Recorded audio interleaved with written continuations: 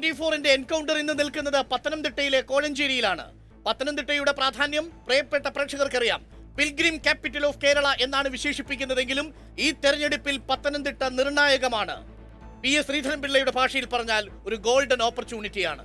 പക്ഷേ ആ ഗോൾഡൻ ഓപ്പർച്യൂണിറ്റിയിലേക്ക് സ്ഥാനാർത്ഥിയെ നിർത്താൻ PS ശ്രീധരൻപിള്ളയുടെ പാർട്ടിക്ക് BJPക്ക് കഴിയാതെ പോയോ? ഈ ഘട്ടത്തിൽ എന്തിനു വേണ്ടിയാണ് പത്തനംതിട്ട സീറ്റ് ഒഴിച്ചിട്ടിരിക്കുന്നത്? ഈ ഘട്ടത്തിൽ കോടിയേരി ബാലകൃഷ്ണൻ തൊട്ടുമുമ്പ് സൂചിച്ചതുപോലെ ജാതി സമുദായ വാക്യങ്ങളെ താല്പര്യപ്പെടുത്താനോ അതല്ല ഒരു പ്രബുല സമുദായത്തിന്റെ അഭിപ്രായം ആരാഞ്ഞതിനു ശേഷം സ്ഥാനാർത്ഥിയെ നിർത്തിയാൽ മതിയെന്നോ? ചുരുക്കത്തിൽ PS ശ്രീധരൻപിള്ളയും K സുരേന്ദ്രനും പത്തനംതിട്ടയിൽ നിന്ന് ജനവിധി തേടില്ലേ? കോൺഗ്രസിൽ നിന്ന് ഒരു മുതിർന്ന നേതാവ് പത്തനംതിട്ടയ്ക്ക് കയറിയിട്ടുണ്ട് എന്നാണ് ചില സൂചനകൾ വരുന്നത്. ശരിയാണോ? പത്തനംതിട്ടയിലെ ജനങ്ങൾ എങ്ങനെ ഈ വിഷയത്തോട് പ്രതികരിക്കുന്നു എന്നുകൂടി നമുക്കറിയണം. അതുകൊണ്ട് എൻകൗണ്ടർ ഇന്ന് പത്തനംതിട്ടയിൽ നിന്നാണ് പ്രേക്ഷകരിലേക്ക് തത്സമയം എത്തുന്നത്. ഈ പരിപാടി തത്സമയം പ്രേക്ഷകരിൽ ഈ കോഴഞ്ചേരിയിൽ നിന്നും എത്തുമ്പോൾ കേരളത്തിന്റെ വിവിധ സ്റ്റുഡിയോകളിലിരുന്ന് വിവിധ രാഷ്ട്രീയ പ്രതിനിധികളും MN കാരശ്ശേരി മാഷും അടക്കമുള്ളവർ നമ്മളോടൊപ്പം ചേരും. എൻകൗണ്ടർ അന്വേഷിക്കുന്നു. പത്തനംതിട്ടയിലെ കോഴഞ്ചേരിയിൽ നിന്നും സ്ഥാനാർത്ഥികളെ വൈകിപ്പിക്കുന്ന അല്ലെങ്കിൽ പത്തനംതിട്ടയിലെ സ്ഥാനാർത്ഥിയെ BJP പ്രഖ്യാപിക്കാൻ വൈകിയ സാഹചര്യത്തിൽ ഒടുവിലാര് പത്തനംതിട്ടയിൽ പട്ടം പറത്തും?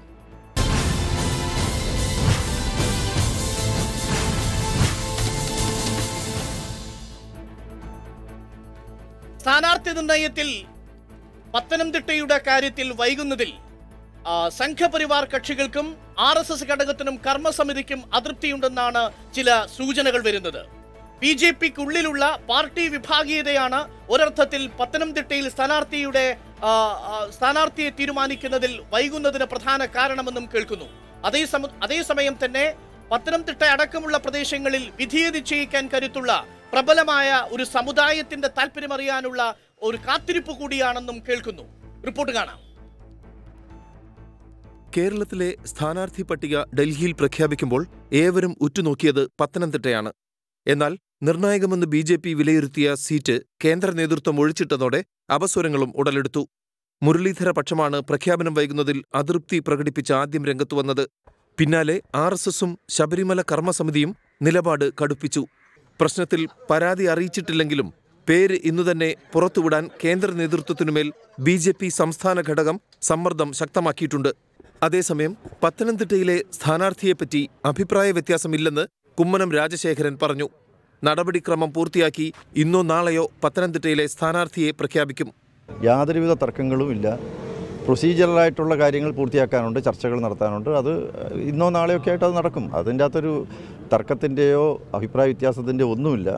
ഇതിനിടെ K സുരേന്ദ്രൻ പത്തനംതിട്ട കേന്ദ്രീകരിച്ച് പ്രവർത്തനം ആരംഭിച്ചിട്ടുണ്ട്. BJP RSS സംഘടനാ പ്രവർത്തകർക്ക് പ്രചാരണ രംഗത്ത് സജീവമാകാൻ നിർദ്ദേശമെത്തി. K സുരേന്ദ്രൻ തന്നെ സ്ഥാനാർത്ഥി എന്ന വിവരമാണ് പത്തനംതിട്ട ജില്ലയിലെ സംഘപരിവാർ നേതാക്കൾക്കും പ്രവർത്തകർക്കും നൽകിയിട്ടുള്ളത്. 24 കൊച്ചി. നിലവിൽ പത്തനംതിട്ടയിൽ ആര് പട്ടം പറത്തും എന്നുള്ളതാണ് എൻകൗണ്ടർ അന്വേഷിക്കുന്നത് പത്തനംതിട്ട ജില്ലയിലെ കോഴഞ്ചേരിയിൽ നിന്നും. നമ്മളോടൊപ്പം ഈ ചർച്ചയിൽ കോഴിക്കോട് നിന്നും MN കാരശ്ശേരി മാഷ് ചേരുന്നു. ഒപ്പം കൊച്ചിയിൽ നിന്നും ഡൊമിനിക് പ്രസന്റേഷൻ ചേരും. മലബാറിൽ നിന്നും BJP പ്രതിനിധി അഡ്വക്കേറ്റ് അശോക് കുമാർ നമ്മളോടൊപ്പം ഈ ചർച്ചയിൽ ചേരും. കോഴിക്കോട് നിന്ന് ശ്രീ KT കുഞ്ഞിക്കണ്ണനെയും ഈ ചർച്ചയിൽ പ്രതീക്ഷിക്കുന്നു. നമ്മൾ ഈ ചർച്ച MN കാരശ്ശേരി മാഷിൽ നിന്ന് തുടങ്ങാം. കാരശ്ശേരി മാഷെ, നിലവിൽ പത്തനംതിട്ടയിൽ BJP സ്ഥാനാർത്ഥിയെ പ്രഖ്യാപിച്ചിട്ടില്ല. പക്ഷേ ഇതിനു മുമ്പ് തന്നെ കൊച്ചിയിൽ ചേർന്ന RSSന്റെ സമന്വയ ബൈഠക് ഒരു കാര്യം തീരുമാനിച്ചു. ഇത്തവണ BJP പ്രചരണത്തിന് ഉപയോഗിക്കുന്ന ആദ്യ കാര്യം ശബരിമല തന്നെയായിരിക്കും. ശബരിമല മുഖ്യ വിഷയമാകുമ്പോൾ വിജയസാധ്യതയുള്ള എല്ലാവരുമായും കൂടിയാലോചിക്കണം. നിലവിൽ കാര്യങ്ങൾ മനസ്സിലാക്കുന്നത് നായർ സമുദായത്തിന്റെ പിന്തുണ ലഭിക്കാൻ വേണ്ടി NSSന്റെ പിന്തുണയുള്ള സ്ഥാനാർത്ഥിയെ പത്തനംതിട്ടയിൽ നിർത്താൻ വേണ്ടി BJP എന്ന ദേശീയ പാർട്ടി അവരുടെ സ്ഥാനാർത്ഥിത്വം പ്രഖ്യാപിച്ചിട്ടില്ല പത്തനംതിട്ടയിൽ. നിലവിലിത് ജനാധിപത്യത്തിന്റെ ഒരു മൊറാലിറ്റിയിലൂടെ അല്ലെങ്കിൽ കാഴ്ചപ്പാടിലൂടെ നോക്കിയാൽ എങ്ങനെയായിരിക്കും മാഷ് ഇതിനെ വിശദീകരിക്കാൻ ശ്രമിക്കുക?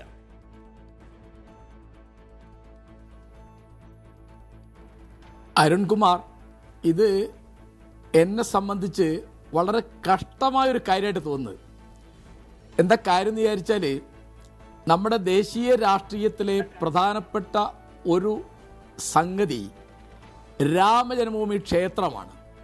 ഇപ്പോൾ കേരള രാഷ്ട്രീയത്തിലെ പ്രധാനപ്പെട്ട ചർച്ചയായി വരേണ്ടത് ശബരിമല ക്ഷേത്രമാണ് എന്ന് പറഞ്ഞാൽ സാധാരണ ജനങ്ങളുടെ പ്രശ്നങ്ങൾ, ജനകീയ പ്രശ്നങ്ങൾ മുഴുവൻ ശ്രദ്ധയിൽ നിന്ന് പോവാണ്. ഇപ്പോൾ പത്തനംതിട്ടയെ പറ്റി ഇപ്പോൾ നമ്മൾ പറഞ്ഞ ഒരു വിശേഷണം തീർത്ഥാടനത്തിൻ്റെ തലസ്ഥാനം എന്നാണ്. തൃശ്ശൂരിനെ പറ്റി പറയും സാംസ്കാരിക തലസ്ഥാനം. ഇതുപോലെ ഇപ്പോൾ ശബരിമല ക്ഷേത്രം ഉൾപ്പെടുന്ന പത്തനംതിട്ട ജില്ല, പത്തനംതിട്ട കോൺസ്റ്റിറ്റ്യുവൻസി വളരെ പ്രധാനപ്പെട്ട ഒരു സംഗതിയായിട്ട് മാറുന്നതിൻ്റെ അർത്ഥം അവിടെ ഇപ്പോൾ BJP ജയിക്കും എന്ന് എനിക്ക് തോന്നുന്നില്ല. അതിപ്പോൾ എൻ്റെ ഒരു വ്യക്തിപരമായ നിലപാടാണ്, അത് ശരിയായിക്കൊള്ളുന്നില്ല.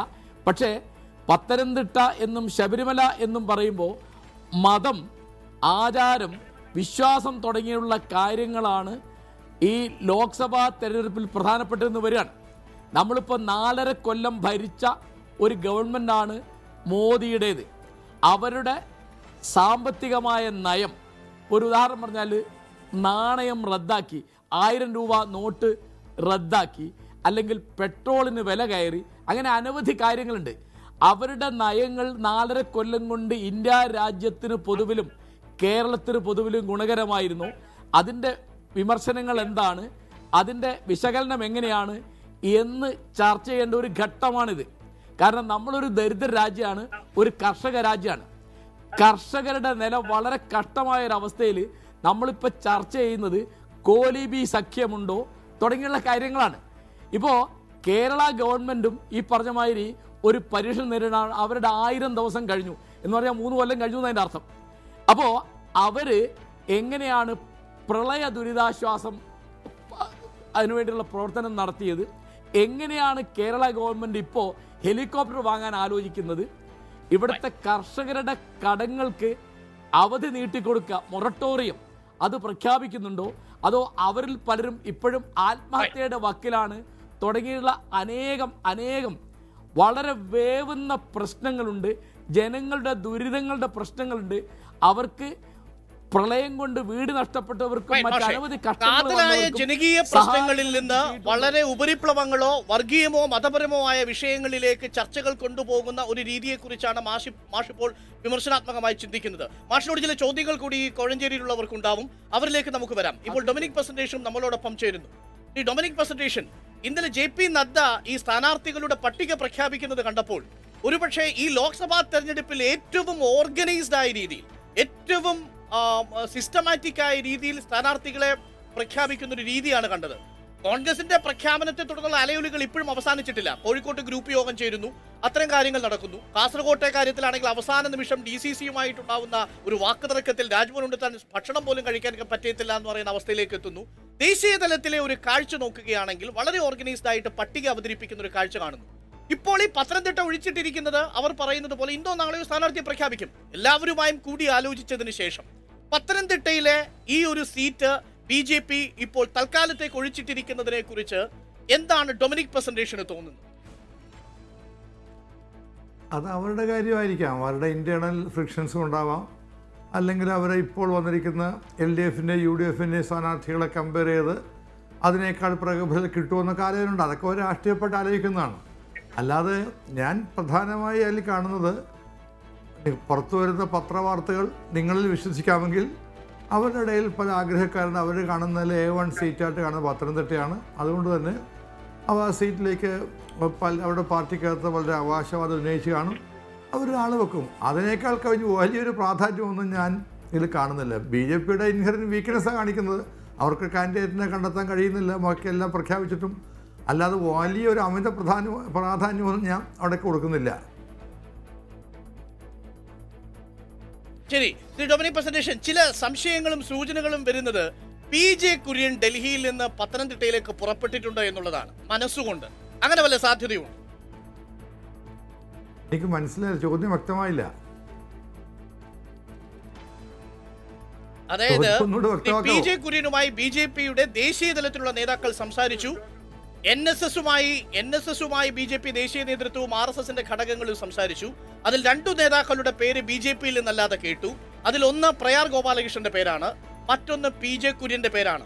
പത്തനംതിട്ടയിൽ നിന്ന് ഒരുപക്ഷെ BJPയുടെ സ്ഥാനാർത്ഥിയായി PJ കുര്യൻ മത്സരിക്കാനുള്ള സാധ്യത ഈ നിമിഷം പൂർണ്ണമായി തള്ളിക്കളയാൻ കഴിയില്ല. ഞാൻ പൂർണ്ണമായും തള്ളിക്കളയുന്നു. എന്തുകൊണ്ടെന്നാൽ PJ കുര്യൻ കോൺഗ്രസിൻ്റെ വളരെ ഉന്നതനായ ഒരു നേതാവാണ്. 1980 തൊട്ട് ഈ കഴിഞ്ഞ വർഷം വരെ ലോക്സഭയിലും അതുപോലെ തന്നെ രാജ്യസഭയിലും പ്രതിനിധീകരിച്ച ആളാണ്. കേന്ദ്രമന്ത്രിയായിരുന്നു, ജില്ലാ കോൺഗ്രസ് കമ്മിറ്റിയുടെ പ്രസിഡൻ്റായിരുന്നു, അതോടൊപ്പം ഡെപ്യൂട്ടി ചെയർമാൻ രാജ്യസഭ എന്ന മഹത്തായ സ്ഥാനം വഹിച്ച ആളാണ്. അതുകൊണ്ട് തന്നെ ഞാൻ ഉറച്ചു വിശ്വസിക്കുന്നു ഒരിക്കലും അത് സംഭവിക്കില്ല. പിന്നെ BJP-ക്കാർ ഇടയ്ക്കിടയ്ക്കിനെ പറഞ്ഞുകൊണ്ടിരിക്കുകയാണ് അവർക്കൊരു വടക്കനം കിട്ടി, അതുകൊണ്ടെന്താ. അപ്പം അതുകൊണ്ട് ഈ ഒരു സ്പെക്കുലേഷൻ ഉണ്ടാക്കാൻ കഴിയുന്നതിൻ്റെ അപ്പുറത്തേക്ക് ഈ പറയുന്ന കാര്യം അസംഭാവ്യമാണ് എന്ന് ഞാൻ വിശ്വസിക്കുന്നു. ശരി ശ്രീ ഡോമിനിക് പ്രസാദ്, ഞാൻ തിരിച്ചു വരാം. നമ്മളോടൊപ്പം അഡ്വക്കേറ്റ് അശോക് കുമാർ കൂടി ചേരുന്നുണ്ട്, BJP ജില്ലാ സെക്രട്ടറി. അശോക് കുമാർ, നിലവിൽ പത്തനംതിട്ടയിൽ സ്ഥാനാർത്ഥിയെ പ്രഖ്യാപിക്കാൻ BJP വൈകുന്നത് എന്തുകൊണ്ടായിരിക്കും?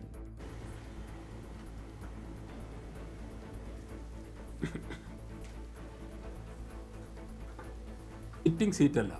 പത്തനംതിട്ട കോൺഗ്രസിൽ നിന്ന് BJP ഈ തെരഞ്ഞെടുപ്പിൽ പിടിച്ചെടുക്കണമെന്ന് വളരെ വാശിയോടുകൂടി ആഗ്രഹിക്കുന്ന സീറ്റാണ്. അങ്ങനെ ആഗ്രഹിക്കുന്ന സീറ്റാണ്.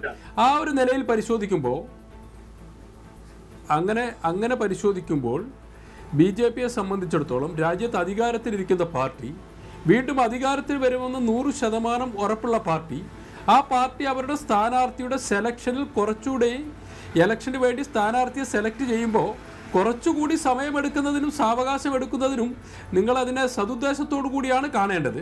തീർച്ചയായിട്ടും ഈ തെരഞ്ഞെടുപ്പിൽ പത്തനംതിട്ട പിടിച്ചെടുക്കാൻ പറ്റുന്ന ഒരു സ്ഥാനാർത്ഥി അവിടെ ഉണ്ടാകും. മറ്റൊരു കാര്യം, ഈ കാരശ്ശേരി മാഷ് പറഞ്ഞത് കേട്ടു. കാരശ്ശേരി മാഷ് യുക്തിസഹമായിട്ടാണ് എല്ലാ കാര്യങ്ങളെയും നോക്കിക്കാണുന്നത്. ഞങ്ങളെ സംബന്ധിച്ചിടത്തോളം ഞങ്ങളുടേത് ഭാരതീയ ജനതാ പാർട്ടിയുടെ ദർശനമനുസരിച്ച് പൂർണ്ണ മാനവനെയാണ് കാണുന്നത്. അതായത് മനുഷ്യൻ്റെ ആധ്യാത്മികമായും ഭൗതികമായിട്ടുള്ള മുഴുവൻ പ്രശ്നങ്ങളെയും അഡ്രസ്സ് ചെയ്യുമ്പോഴാണ് യഥാർത്ഥത്തിൽ മാനുഷിക പ്രശ്നങ്ങളെ അഡ്രസ്സ് ചെയ്യാൻ സാധിക്കുക. അങ്ങനെ ചിന്തിക്കുമ്പോൾ പത്തനംതിട്ടയിൽ ഉണ്ടായിട്ടുള്ള പ്രത്യേകമായ ശബരിമലയെ സംബന്ധിച്ചിട്ടുള്ള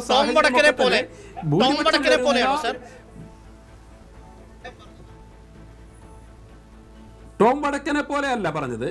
അതായത് പൂർണ്ണമായിട്ട് അഡ്രസ്സ് ചെയ്യുന്നു. രണ്ട് കാര്യങ്ങൾ, രണ്ട് തലവും, അതായത് ആധ്യാത്മികവും ഭൗതികമായിട്ടുള്ള തലത്തെ അഡ്രസ്സ് ചെയ്യുവാൻ BJP തയ്യാറാണ്.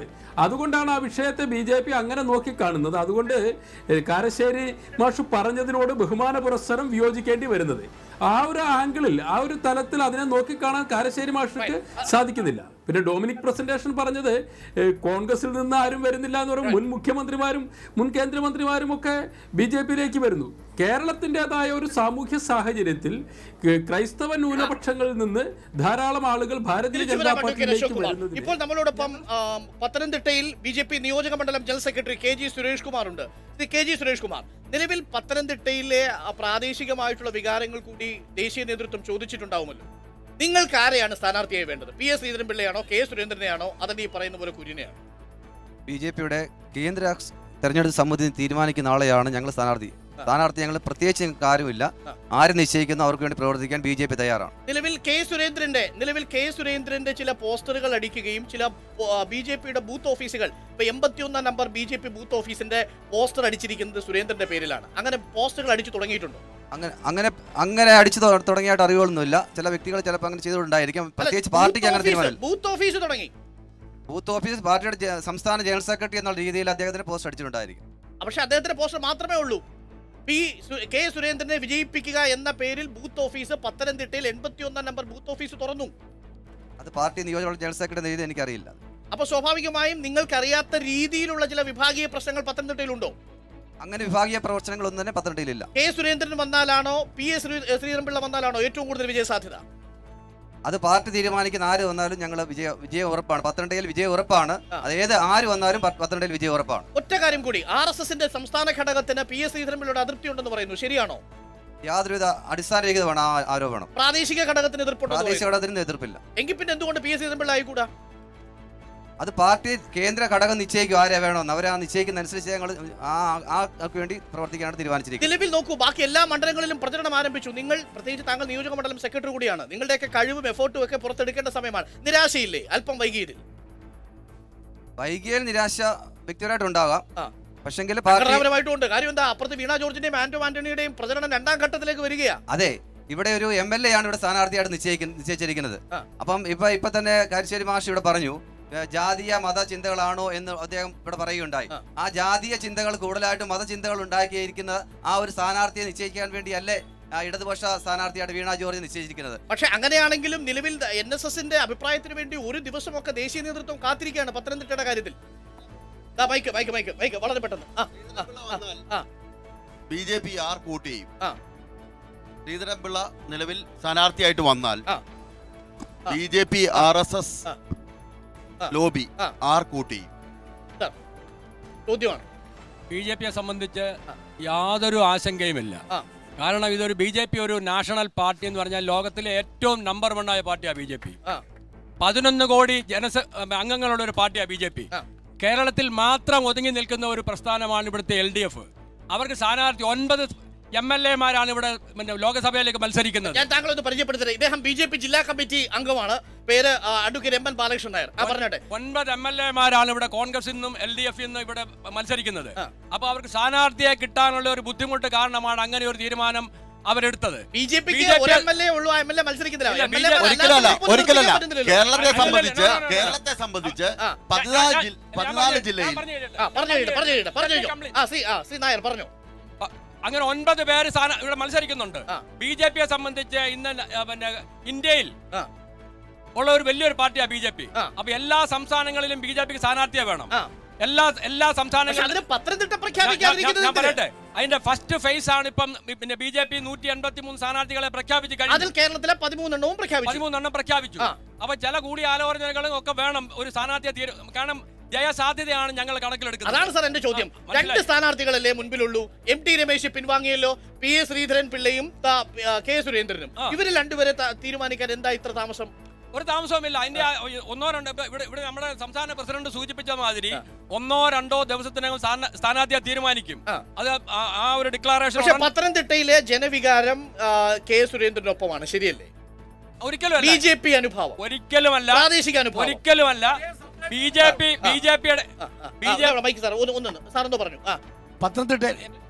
പത്തനംതിട്ടയെ സ്ഥാനാർത്ഥിയെ സംബന്ധിച്ചിടത്തോളം ഇത് വളരെ വ്യക്തമാണ്.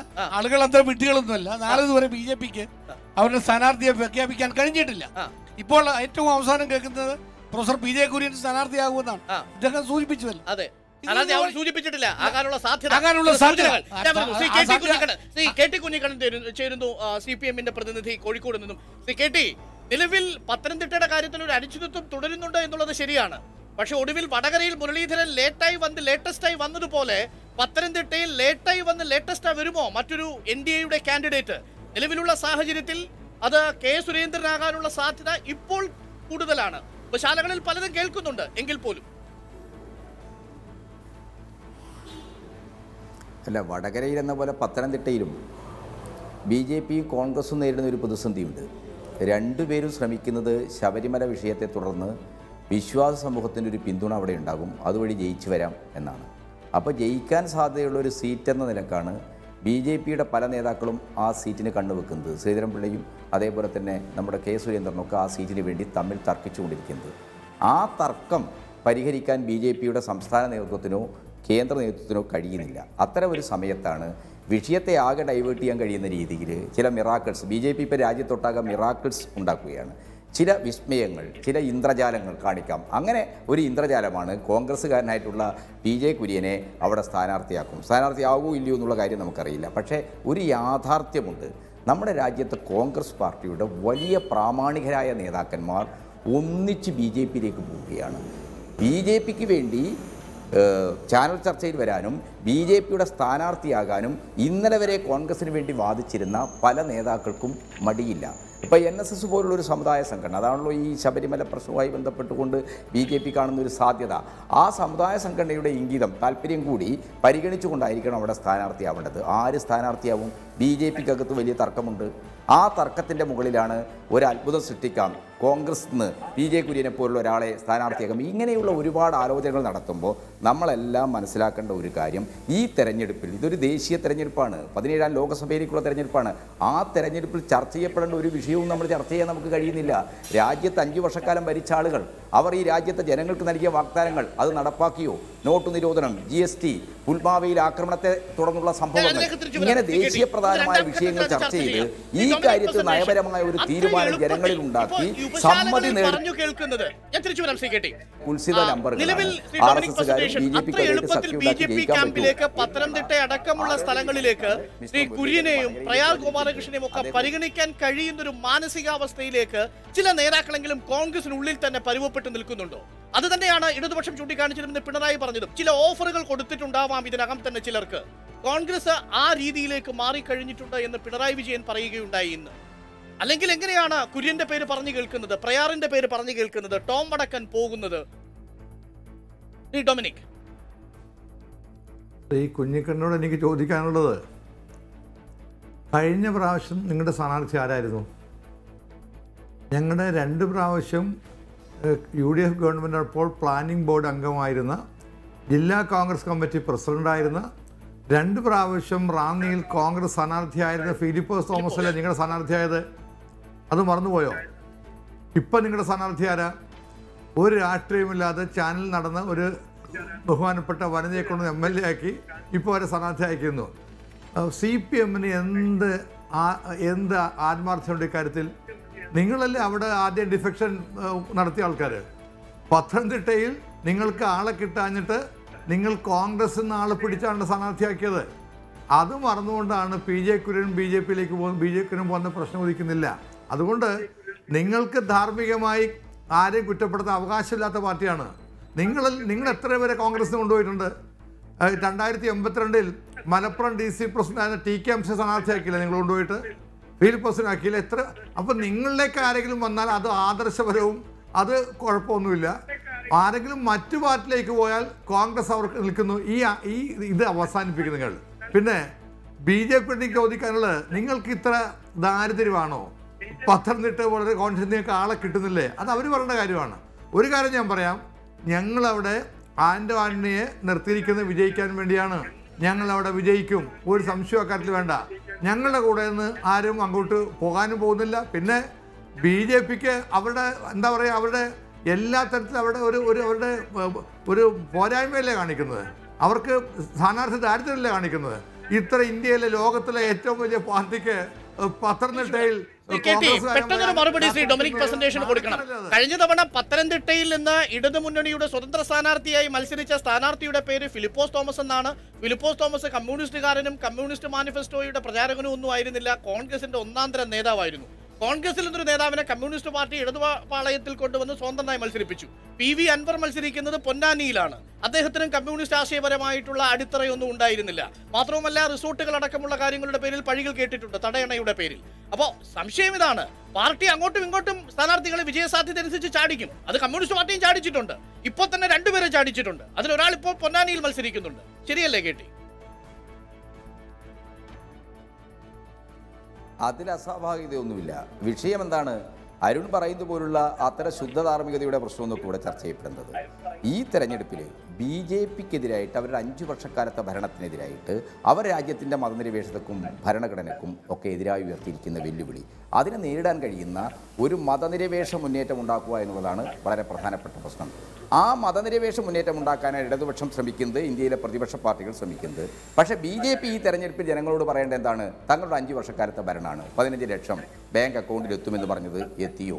കർഷകർക്ക് ഉൽപ്പാദന ചെലവിൻ്റെ 1.5 ഇരട്ടി വില കൂട്ടി സപ്പോർട്ട് പ്രൈസ് ഏർപ്പെടുത്തുമെന്ന് പറഞ്ഞത് ഏർപ്പെടുത്തി. ഇങ്ങനെയുള്ള കാര്യങ്ങളെല്ലാം ഈ തെരഞ്ഞെടുപ്പിൽ ചർച്ച ചെയ്യണം. അത് ചർച്ച ചെയ്യാൻ പറ്റാത്ത രീതിയിൽ BJP ഈ തെരഞ്ഞെടുപ്പിനെ ആകെ ഒന്ന് വർഗീയവൽക്കരിക്കുന്നു. മറ്റൊന്നെന്താണ്? കോൺഗ്രസിന് മുതിർന്ന നേതാക്കൾ, അതാണ് മിറാക്കിൾസ് എന്ന് അവരിങ്ങനെ പറഞ്ഞു, കോൺഗ്രസ് മുതിർന്ന നേതാക്കളെ പിടിച്ച് സ്ഥാനാർത്ഥിയാക്കിയിട്ട് എന്താണ് ആ വിഷയങ്ങൾ ചർച്ചയിലേക്ക് കൊണ്ടുവരാൻ നോക്കുന്നു. അപ്പം നമ്മൾ അരുണിനെ പോലുള്ള മാധ്യമപ്രവർത്തകർ ഈ തെരഞ്ഞെടുപ്പ്, ഈ ദേശീയ തെരഞ്ഞെടുപ്പ് ഉന്നയിക്കുന്ന പ്രധാനപ്പെട്ട വിഷയങ്ങൾ ചർച്ച ചെയ്യാനുള്ള സാഹചര്യം ഉണ്ടാക്കണം. അങ്ങനെ ചർച്ച ചെയ്യുമ്പോഴാണ് കോൺഗ്രസും BJPയും ഒക്കെ പ്രതികരിക്കുന്ന നിയോ ലിബർ നയങ്ങൾ, അത് നമ്മുടെ സമ്പദ്ഘടനയിൽ സാമൂഹ്യത്തിൽ ഉണ്ടാക്കിയിരിക്കുന്ന ആഘാതങ്ങൾ, അതിൻ്റെ ഭാഗമായിട്ട് ജനങ്ങൾ നേരിടുന്ന ദുരിതങ്ങൾ, ഇതിന് പരിഹാരമുണ്ടാക്കാനുള്ള മുന്നേറ്റങ്ങളുടെ പ്രശ്നം. ഒരു മതനിരപേക്ഷ ഗവൺമെന്റ് വരുമ്പോൾ തന്നെ കുറെ കൂടി ജനോപകാരപ്രദമായ കാര്യങ്ങൾ ചെയ്യുന്ന ഒരു ഗവൺമെന്റ് ആയിരിക്കണം. ഇത്തരം വിഷയങ്ങൾ ചർച്ച ചെയ്യണം. BJPയെ സംബന്ധിച്ചിടത്തോളം കോൺഗ്രസിനെ സംബന്ധിച്ചിടത്തോളം വാശി പിടിച്ചത് ഏത് നിയോ ലിബറൽ ആശയത്തെ എതിർക്കാൻ വേണ്ടിയാണ്? വിജയിക്കാൻ വേണ്ടി സമുദായങ്ങളുടെ പിന്തുണ തേടുന്നതിൽ തെറ്റില്ല. സമുദായത്തോട് ഐക്യപ്പെട്ട് നിൽക്കുന്ന സ്ഥാനാർത്ഥികളെ തിരഞ്ഞുപിടിക്കുകയും ചെയ്തു. വീണ ജോർജിന്റെ കാര്യത്തിൽ അങ്ങനെ തന്നെയാണ് സംഭവിച്ചത്. നായർ സമുദായത്തിന്റെ അഭിപ്രായം BJPക്ക് എടുക്കാമെന്നുണ്ടെങ്കിൽ അത്, അല്ലെങ്കിൽ ഓർത്തഡോക്സ് വിഭാഗത്തിന്റെ ഒരു അഭിപ്രായം LDFന് എടുക്കാമെന്നുണ്ടെങ്കിൽ BJPക്കും അതാകാം. അല്ല, അത് അരുൺ അങ്ങനെ വ്യാഖ്യാനിക്കാം. വീണ ജോർജ് ഏതെങ്കിലും ഒരു സമുദായത്തിൻ്റെ പ്രതിനിധിയല്ല. ഇടതുപക്ഷത്തിൻ്റെ ഒരു പ്രതിനിധി എന്ന നിലക്ക് കേരള നിയമസഭയിൽ പ്രവർത്തിക്കുന്ന കേരളത്തിലെ ജനങ്ങൾക്ക് മുമ്പിൽ അവരുടെ രാഷ്ട്രീയ മുഖം ഇടതുപക്ഷത്തിൻ്റെതാണ്. ഇടതുപക്ഷത്തിൻ്റെ പ്രതിനിധിയാണ് അവർ, അല്ലാതെ ഏതെങ്കിലും സമുദായത്തിൻ്റെ പ്രതിനിധിയല്ല. ഒരു തെരഞ്ഞെടുപ്പിൽ തീർച്ചയായിട്ടും അരുൺ ഇവിടെ പറഞ്ഞതുപോലെ സാമൂഹിക ഘടകങ്ങളെല്ലാം നമുക്ക് പരിഗണിക്കേണ്ടി വരും. അതൊക്കെ പരിഗണിക്കും. ജനാധിപത്യപരമായ ഒരു സമൂഹത്തിനകത്ത് ആ സമൂഹത്തിൽ നിലനിൽക്കുന്ന അനവധിയായ വിഷയങ്ങളെ കണക്കെടുക്കും സ്ഥാനാർത്ഥിയെ നിർണ്ണയിക്കുമ്പോൾ. ആ സ്ഥാനാർത്ഥിയെ നിർണ്ണയിക്കുന്നതിൽ ആ മണ്ഡലത്തിലെ സവിശേഷതകളെല്ലാം കണക്കെടുക്കും. പക്ഷേ ആ സവിശേഷതകളെല്ലാം BJPയുടെ പ്രശ്നം. ഇവിടെ BJP എന്താണ്? ആ പാർട്ടിക്കകത്ത വലിയ ചക്രത്തി പോരാട്ടാണ്. തങ്ങൾക്കും മത്സരിക്കണമെന്ന് ശ്രീധരൻപിള്ളയും സുരേന്ദ്രനും ഇവരെല്ലാം തന്നെ അൽഫോസ് കണ്ണന്താനും ഒക്കെ വാശി പിടിക്കുന്ന സാഹചര്യമുണ്ടായി. ആ സാഹചര്യത്തിൽ നിന്നാണ് എന്ത് ചെയ്യുന്നത്?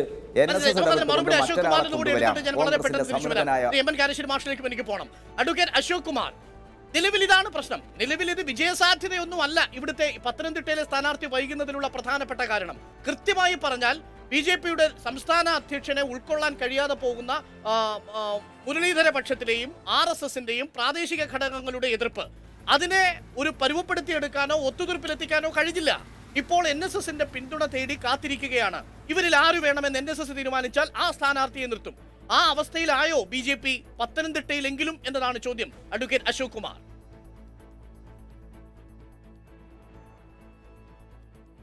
അല്ല, പത്തനംതിട്ടയിലെ തെരഞ്ഞെടുപ്പിന്റെ ഏറ്റവും പ്രധാനമായിട്ടുള്ള ഹൈലൈറ്റ് എന്ന് പറയുന്നത് ശബരിമല പ്രശ്നം തന്നെയാണ്. ശബരിമല പ്രശ്നത്തിൽ സമരത്തിന് നേതൃത്വം നൽകിയത് ഭാരതീയ ജനതാ പാർട്ടിയാണ്. ആ നിലയിൽ ആ സമരങ്ങൾക്ക് ചുക്കാൻ പിടിച്ച ശ്രീധരൻപിള്ള സാറാണ്. അതേസമയത്ത് നമുക്കറിയാവുന്നത് ഗ്രൗണ്ട് റിയാലിറ്റിയായി സമരമുഖത്ത് പ്രത്യക്ഷ സമരങ്ങൾക്ക് നേതൃത്വം നൽകിയത് കെ സുരേന്ദ്രനാണ്. ഈ രണ്ട് സ്ഥാനാർത്ഥികളും ഒരേപോലെ സ്വീകാര്യനുമാണ്. പക്ഷേ ഇതിനകത്ത് വ്യത്യാസമുണ്ടാവും. ഇപ്പോൾ സംവിധായകനും നായകനും എന്നതുപോലെയുള്ള വ്യത്യാസം കെ സുരേന്ദ്രനും ശ്രീധരൻപിള്ളയും തമ്മിലുണ്ടാവും. അതേ സമയത്ത് തന്നെ കഴിഞ്ഞ തെരഞ്ഞെടുപ്പിൽ BJP ഉണ്ടാക്കിയ മുന്നേറ്റം പത്തനംതിട്ടയിൽ 3 ഇരട്ടിയാണ്. കഴിഞ്ഞ തെരഞ്ഞെടുപ്പിന് തൊട്ട് മുമ്പ് 56,000 വോട്ടുണ്ടായിരുന്നു. അല്ല, നിങ്ങൾ എതിരാളികൾ അങ്ങനെ പ്രതിപക്ഷ പാർട്ടികളും രാഷ്ട്രീയ എതിരാളികളും അങ്ങനെയൊക്കെ പറയും. ഞാനത് പൂർത്തീകരിച്ചോട്ടെ. 2014 നിന്ന് 56,000 വോട്ടുണ്ടായിരുന്നത് 1.5 ലക്ഷം വോട്ടായിട്ട് മാറുകയുണ്ടായി. ഇവിടെ KT കുഞ്ഞിക്കണ്ണൻ പറയുന്നത് മതേതരത്വത്തിന് വേണ്ടിയിട്ടുള്ള തെരഞ്ഞെടുപ്പാണെന്ന്. എനിക്ക് ഓർമ്മ വരുന്നത് 2014 19 സീറ്റിലും 18 സീറ്റിലും ജയിച്ചുപോയി ഇടതുപക്ഷം കേന്ദ്രത്തിൽ എത്തിയപ്പോൾ അഹമ്മദിനെ കേന്ദ്രമന്ത്രിയാക്കി, ചരിത്രത്തിലാദ്യമായിട്ട്. അന്ന് VS അച്യുതാനന്ദൻ പറഞ്ഞത് മതേതര വിശ്വാസികൾക്ക് നെഞ്ചിനേറ്റ കുത്താണെന്ന് പറഞ്ഞു. അതിപ്പോൾ പറയാൻ കാര്യം, അതേ മുസ്ലിം ലീഗും കോൺഗ്രസും കൂടി പോപ്പുലർ ഫ്രണ്ടുമായിട്ട് തെരഞ്ഞെടുപ്പ് ചർച്ച നടക്കുകയാണ്. ആ കോൺഗ്രസിനെയും മുസ്ലിം ലീഗിനെയും കേന്ദ്രത്തിൽ മന്ത്രിമാരാക്കി അധികാരത്തിൽ കൊണ്ടുവരാനാണ് ഇടതുപക്ഷം KT കുഞ്ഞിക്കണ്ണൻ ഈ തരത്തിലുള്ള അഭിപ്രായങ്ങൾ വെക്കുന്നത്. ഇത് പൊതുസമൂഹത്തിന് മനസ്സിലാകുന്നതാണ്. പിന്നെ മുന്നണി മാറ്റത്തെക്കുറിച്ച് പറയുന്നു. അതായത് പ്രതിപക്ഷ പാർട്ടികളിലേക്ക് ഭരണപക്ഷ പാർട്ടികളിൽ നിന്ന് ആളുകൾ പോകും. അത് സ്വാഭാവികമാണ്. ഉത്തരേന്ത്യയിൽ ഒരു സ്ഥലത്തും കോൺഗ്രസ്സുകാർക്ക് കമ്മ്യൂണിസ്റ്റ് പാർട്ടിയിലേക്ക് പോകാൻ കഴിയില്ല. കാരണം അവിടെ കമ്മ്യൂണിസ്റ്റ് പാർട്ടി ഇല്ല. അതുകൊണ്ടാണ്. അതേസമയത്ത് കേരളത്തിൽ സാധിക്കുന്നുണ്ടല്ലോ. KT ജലീൽ ലീഗിൽ നിന്ന് CPMലേക്ക് പോകുന്നു. മഞ്ഞളാംകുലി അലി ലീഗിൽ നിന്ന് നേരെ തിരിച്ചു വരുന്നു, അങ്ങോട്ടും ഇങ്ങോട്ടും പോകുന്നു. ശെൽവരാജ് എന്ത് ചെയ്യുന്നു? കമ്മ്യൂണിസ്റ്റ് പാർട്ടിയിൽ നിന്ന് കോൺഗ്രസിലേക്ക് പോകുന്നു. അപ്പൊ കേരളത്തിലെ പ്രതിപക്ഷ ഭരണപക്ഷ പാർട്ടികളിൽ നിന്ന് അങ്ങോട്ടും ഇങ്ങോട്ടും അഭിപ്രായത്തോടു കൂടി നമ്മൾ ഇത് കോഴഞ്ചേരിയിലെ ആളുകൾക്ക് കൂടി ചർച്ച ചെയ്യാനും നിങ്ങളുമായിട്ട് സംവദിക്കാനുള്ള അവസരം ഒരുക്കുകയാണ്. നിലവിൽ പത്തനംതിട്ട ഏറ്റവും വലിയ ഗോൾഡൻ ചാൻസ് ആയി കണക്കാക്കുന്ന സാഹചര്യത്തിൽ പോലും അവിടെ ഒരു സ്ഥാനാർത്ഥിയെ നിർത്താൻ BJP എന്ന പാർട്ടിക്ക് കഴിയാതെ പോകുന്നു എന്നതിനപ്പുറം ഒരു പ്രബല സമുദായത്തിന്റെ അഭിപ്രായത്തിന് വേണ്ടി കാത്തിരിക്കേണ്ടി വരുന്നു ദിവസങ്ങൾ. ഒരു സെക്കുലർ ജനാധിപത്യ രാജ്യത്തിന്റെ ഒരു പാർലമെന്റ് അംഗത്തെ തിരഞ്ഞെടുക്കാൻ വേണ്ടി എന്ന് പറയുന്ന അവസ്ഥയിലേക്ക് എത്തുന്നു. ശരിയാണ്, ഇടതുപക്ഷവും ഐക്യജനാധിപത്യ മുന്നണിയും കാലാകാലങ്ങളിൽ സമുദായങ്ങളെ പ്രീണിപ്പിച്ച് തന്നെയാണ് സ്ഥാനാർത്ഥികളെ നിർത്തിയിട്ടുള്ളത്. പക്ഷേ ഇത് 1-2 ദിവസം ഒരു പ്രബല സമുദായത്തിന്റെ അഭിപ്രായത്തിന് വേണ്ടി കാത്തിരിക്കുകയാണ്. കാരശ്ശേരി മാഷെ. അല്ല, ഈ 1959 വിമോചന സമരത്തോടു കൂടിയാണ് മതമേലധ്യക്ഷന്മാരും സമുദായ നേതാക്കന്മാരുമൊക്കെ ഇവിടെ രാഷ്ട്രീയം നിയന്ത്രിക്കാൻ തുടങ്ങിയത്. അത് ഇന്നും ഇന്നലെയും തുടങ്ങിയതല്ല, അത് കൂടി വരികയാണ്. KT കുഞ്ഞിക്കണ്ണൻ എൻ്റെ സുഹൃത്താണ്. അദ്ദേഹം എന്തു പറഞ്ഞാലും അത്തരം സാമുദായിക സമവാക്യങ്ങൾ നേരെയാക്കുന്നതിൽ LDF പ്രത്യേകിച്ച് CPM വളരെ ശ്രദ്ധിക്കാറുണ്ട്. അവർ ക്രിസ്ത്യൻ പൗരോഹിത്യത്തെ ഒരിക്കലും പിണക്കാറില്ല, മുസ്ലിം പൗരോഹിത്യത്തെ തീരെ പിണക്കാറില്ല. അവരുടെ അറിവും അനുവാദവും വാങ്ങിയിട്ടാണ് കാര്യങ്ങൾ ചെയ്യാറുള്ളത്. അപ്പോൾ തീർച്ചയായിട്ടും മതേതരത്വത്തിൻ്റെ ആളുകളാണ് എന്ന് പറഞ്ഞ് സംസാരിക്കുമ്പോൾ ആ തരത്തിലുള്ള അപകടങ്ങൾ, ആ തരത്തിലുള്ള വിട്ടുവീഴ്ചകൾ തങ്ങളുടെ ഭാഗത്തുണ്ട് എന്നുള്ള തിരിച്ചറിവോടുകൂടി വേണം നമ്മളത് പറയാൻ. പിന്നെ ഇപ്പോൾ നമ്മളിവിടെ കേട്ട അനുസരിച്ചും നാട്ടിൽ നടക്കുന്ന അനുസരിച്ചും NSSൻ്റെ സമ്മതത്തിന് വേണ്ടി കാത്തിരിക്കുകയാണ് BJP എന്നുള്ളത് ഒരു ഭാഗം. തീർച്ചയായിട്ടും BJPക്കകത്ത് ഉൾപ്പോര് ശക്തമാണ് എന്നുള്ളത് കണ്ടാൽ ആർക്കും മനസ്സിലാവും. BJP എന്നുള്ള പാർട്ടിക്ക് കേരളത്തിൽ എന്നും ഉണ്ടായിരുന്ന പ്രധാനപ്പെട്ട പ്രശ്നം ഈ ഉൾപ്പോരാണ് എന്ന് മാധ്യമങ്ങൾ ശ്രദ്ധിക്കുന്ന, രാഷ്ട്രീയം ശ്രദ്ധിക്കുന്ന ആർക്കും മനസ്സിലാവും. ഇപ്പോഴും അവിടെയുള്ളത് ഈ ഉൾപ്പോരാണ്. എനിക്കതിൽ കഷ്ടം തോന്നുന്നതെന്ന് വെച്ചാൽ കേരളത്തിലെ ജനങ്ങളുടെ ഏറ്റവും വലിയ പ്രശ്നം ഈ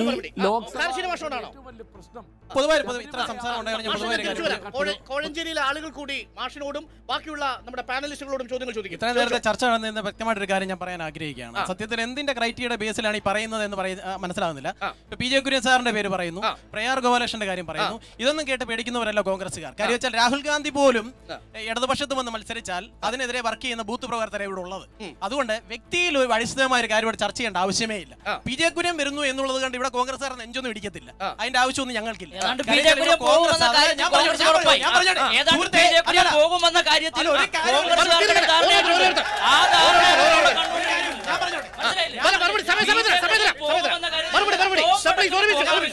കോമ്പടക്കന് പോകാമെങ്കിൽ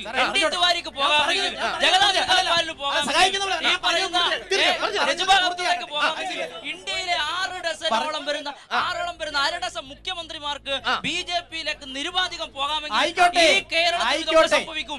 ഞങ്ങൾ വെറുതെ വിമാന കമ്പനിക്ക് കാശ് കൊടുക്കാനേ ഉള്ളൂ. BJP കോൺഗ്രസും ജനാധിപത്യ മുന്നണി ഇവിടെ മത്സരിപ്പിക്കുന്ന വീണ ജോർജ് വളരെ അഭിമാനപൂർവ്വം വിജയിക്കും. ഇവിടെ ഈ കോൺഗ്രസ് പറയുന്ന പോലെ കോൺഗ്രസ്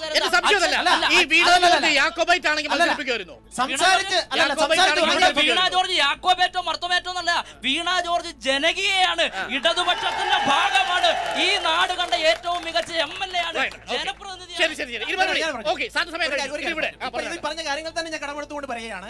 കോൺഗ്രസ് എന്ന പ്രസ്ഥാനത്തിൽ നിന്ന് അതായത് പ്രൊഡക്ഷൻ, അതായത് രാഷ്ട്രീയക്കാരെ ഉണ്ടാക്കിയെടുക്കുന്ന ഒരു പ്രസ്ഥാനമായി കോൺഗ്രസിനെ കണ്ടുകൊണ്ട് അവിടുന്ന് കടമെടുക്കുന്ന രീതിയാണ് BJPയും മറ്റ് കമ്മ്യൂണിസ്റ്റ് പ്രസ്ഥാനങ്ങളും കാണിക്കുന്നത്. അപ്പോൾ തീർച്ചയായും ഒരു കരുത്തുറ്റ ഒരു നേതാവിനെ ഉണ്ടാക്കിയെടുക്കുന്ന കോൺഗ്രസ് പ്രസ്ഥാനം എന്ന് മാത്രമുള്ളത് ഇവരെല്ലാം സംബന്ധിച്ചു കഴിഞ്ഞു. ഒന്നുമില്ല, ഭൂരിപക്ഷം പിന്നെ കൂടുകയല്ലേ.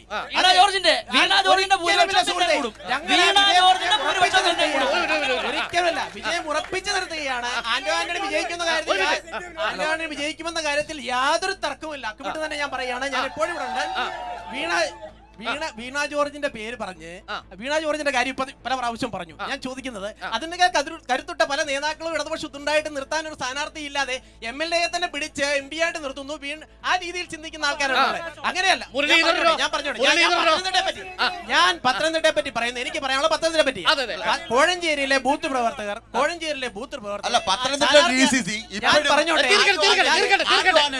സ്ഥാനാർത്ഥിയായിട്ട് പാർലമെന്റ് സ്ഥാനാർത്ഥിയായിട്ട് പ്രഖ്യാപിച്ചിട്ടില്ല. പത്തനംതിട്ട പാർലമെന്റ് സ്ഥാനാർത്ഥിയായിട്ട് DCC ഇപ്പോഴും ആന്റോ ആന്റണി ഞാൻ ബ്ലോക്ക് സെക്രട്ടറിയാണ്. ഞാൻ ഇരിക്കുന്ന മീറ്റിംഗിൽ വെച്ചാണ് അത് പ്രഖ്യാപിച്ചിട്ടുള്ളത്. പക്ഷെ ധാരണ വീണ ജോർജ് ജയിച്ചു കഴിയുമ്പോ ഇവിടെ നടക്കുന്ന ഉപതെരഞ്ഞെടുപ്പ്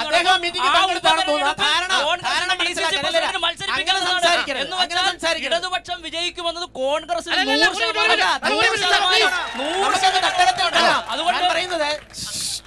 താങ്കൾ എനിക്ക് തോന്നുന്നത് ഡിവൈഎഫ്ഐയുടെ ഏരിയ കമ്മിറ്റി അംഗമാണ് അല്ലേ? ആണ്. നിലവിൽ അങ്ങനെയാണെങ്കിൽ വീണ ജോർജിനെ മത്സരിപ്പിച്ചിട്ട് നിയമസഭയിലേക്ക് ആന്റോ ആന്റണി മത്സരിപ്പിക്കുക, അതാണ് ഉദ്ദേശിച്ചത്. ഇതാണ് BJP പറഞ്ഞ കോമ. ഇതാണ് BJP പറഞ്ഞ കോമ. കോൺഗ്രസ് മാർക്സിസ്റ്റ് ബന്ധം.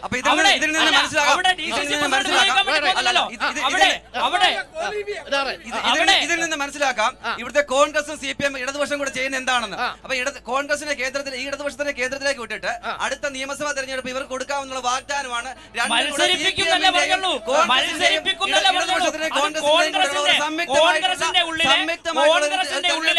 രാഷ്ട്രീയമായ നാടകങ്ങളെ സംബന്ധിച്ചാണ് ഞാൻ പറഞ്ഞത്. അറിയാം. അല്ല, ഇവിടെ ഈ പരസ്യമായി പറഞ്ഞത് ഇത് പരസ്യമായി പറഞ്ഞു കോൺഗ്രസിന്റെ നേതാക്കന്മാരാ. ഇവിടെയുള്ളത് കോമിയൊന്നുമല്ല, കോൺഗ്രസും ലീഗും എല്ലാം ചേരുന്ന സഖ്യമാണ്. കണ്ടതല്ലേ മലപ്പുറത്ത്. താങ്കൾക്ക് ഡൊമിനിക് പെസന്റേഷനോടും അഡ്വക്കേറ്റ് അശോക് കുമാറിനോടും എന്താണ് ചോദിക്കാനുള്ളത്? BJPയുടെ പ്രതിനിധി അശോക് കുമാറും കോൺഗ്രസിന്റെ പ്രതിനിധി ഡൊമിനിക് പെസന്റേഷനും ലൈവിലുണ്ട്. ചോദിച്ചോളൂ. ഡൊമിനിക് പ്രസന്റേഷനോട് ആദ്യം തന്നെ ചോദിക്കാനുള്ളത്, ഈ പറയുന്നത് പോലെ കോൺഗ്രസിനെ സംബന്ധിച്ച് വലിയ വാചാരമായി പറയും. കോൺഗ്രസിനകത്തേക്ക് ഈ കോൺഗ്രസിലേക്ക് ആളുകൾ വരുന്നതിനെ സംബന്ധിച്ചും കോൺഗ്രസിൽ നിന്ന് ഇങ്ങോട്ട് പോകുന്നതിനെ സംബന്ധിച്ചും ആ മേഖലയിലേക്ക് കടക്കുന്നില്ല. കോൺഗ്രസിന് യഥാർത്ഥത്തിൽ ഇവിടെ സ്ഥാനാർത്ഥിയെ നിർണ്ണയിക്കുന്ന ഘട്ടത്തിലുണ്ടായ തർക്കങ്ങളെ സംബന്ധിച്ചൊക്കെ നമ്മൾ കണ്ടതാണ്. അതിനുവേണ്ടി നടന്നിട്ടുള്ള അന്തർനാടകങ്ങൾ കണ്ടതാണ്.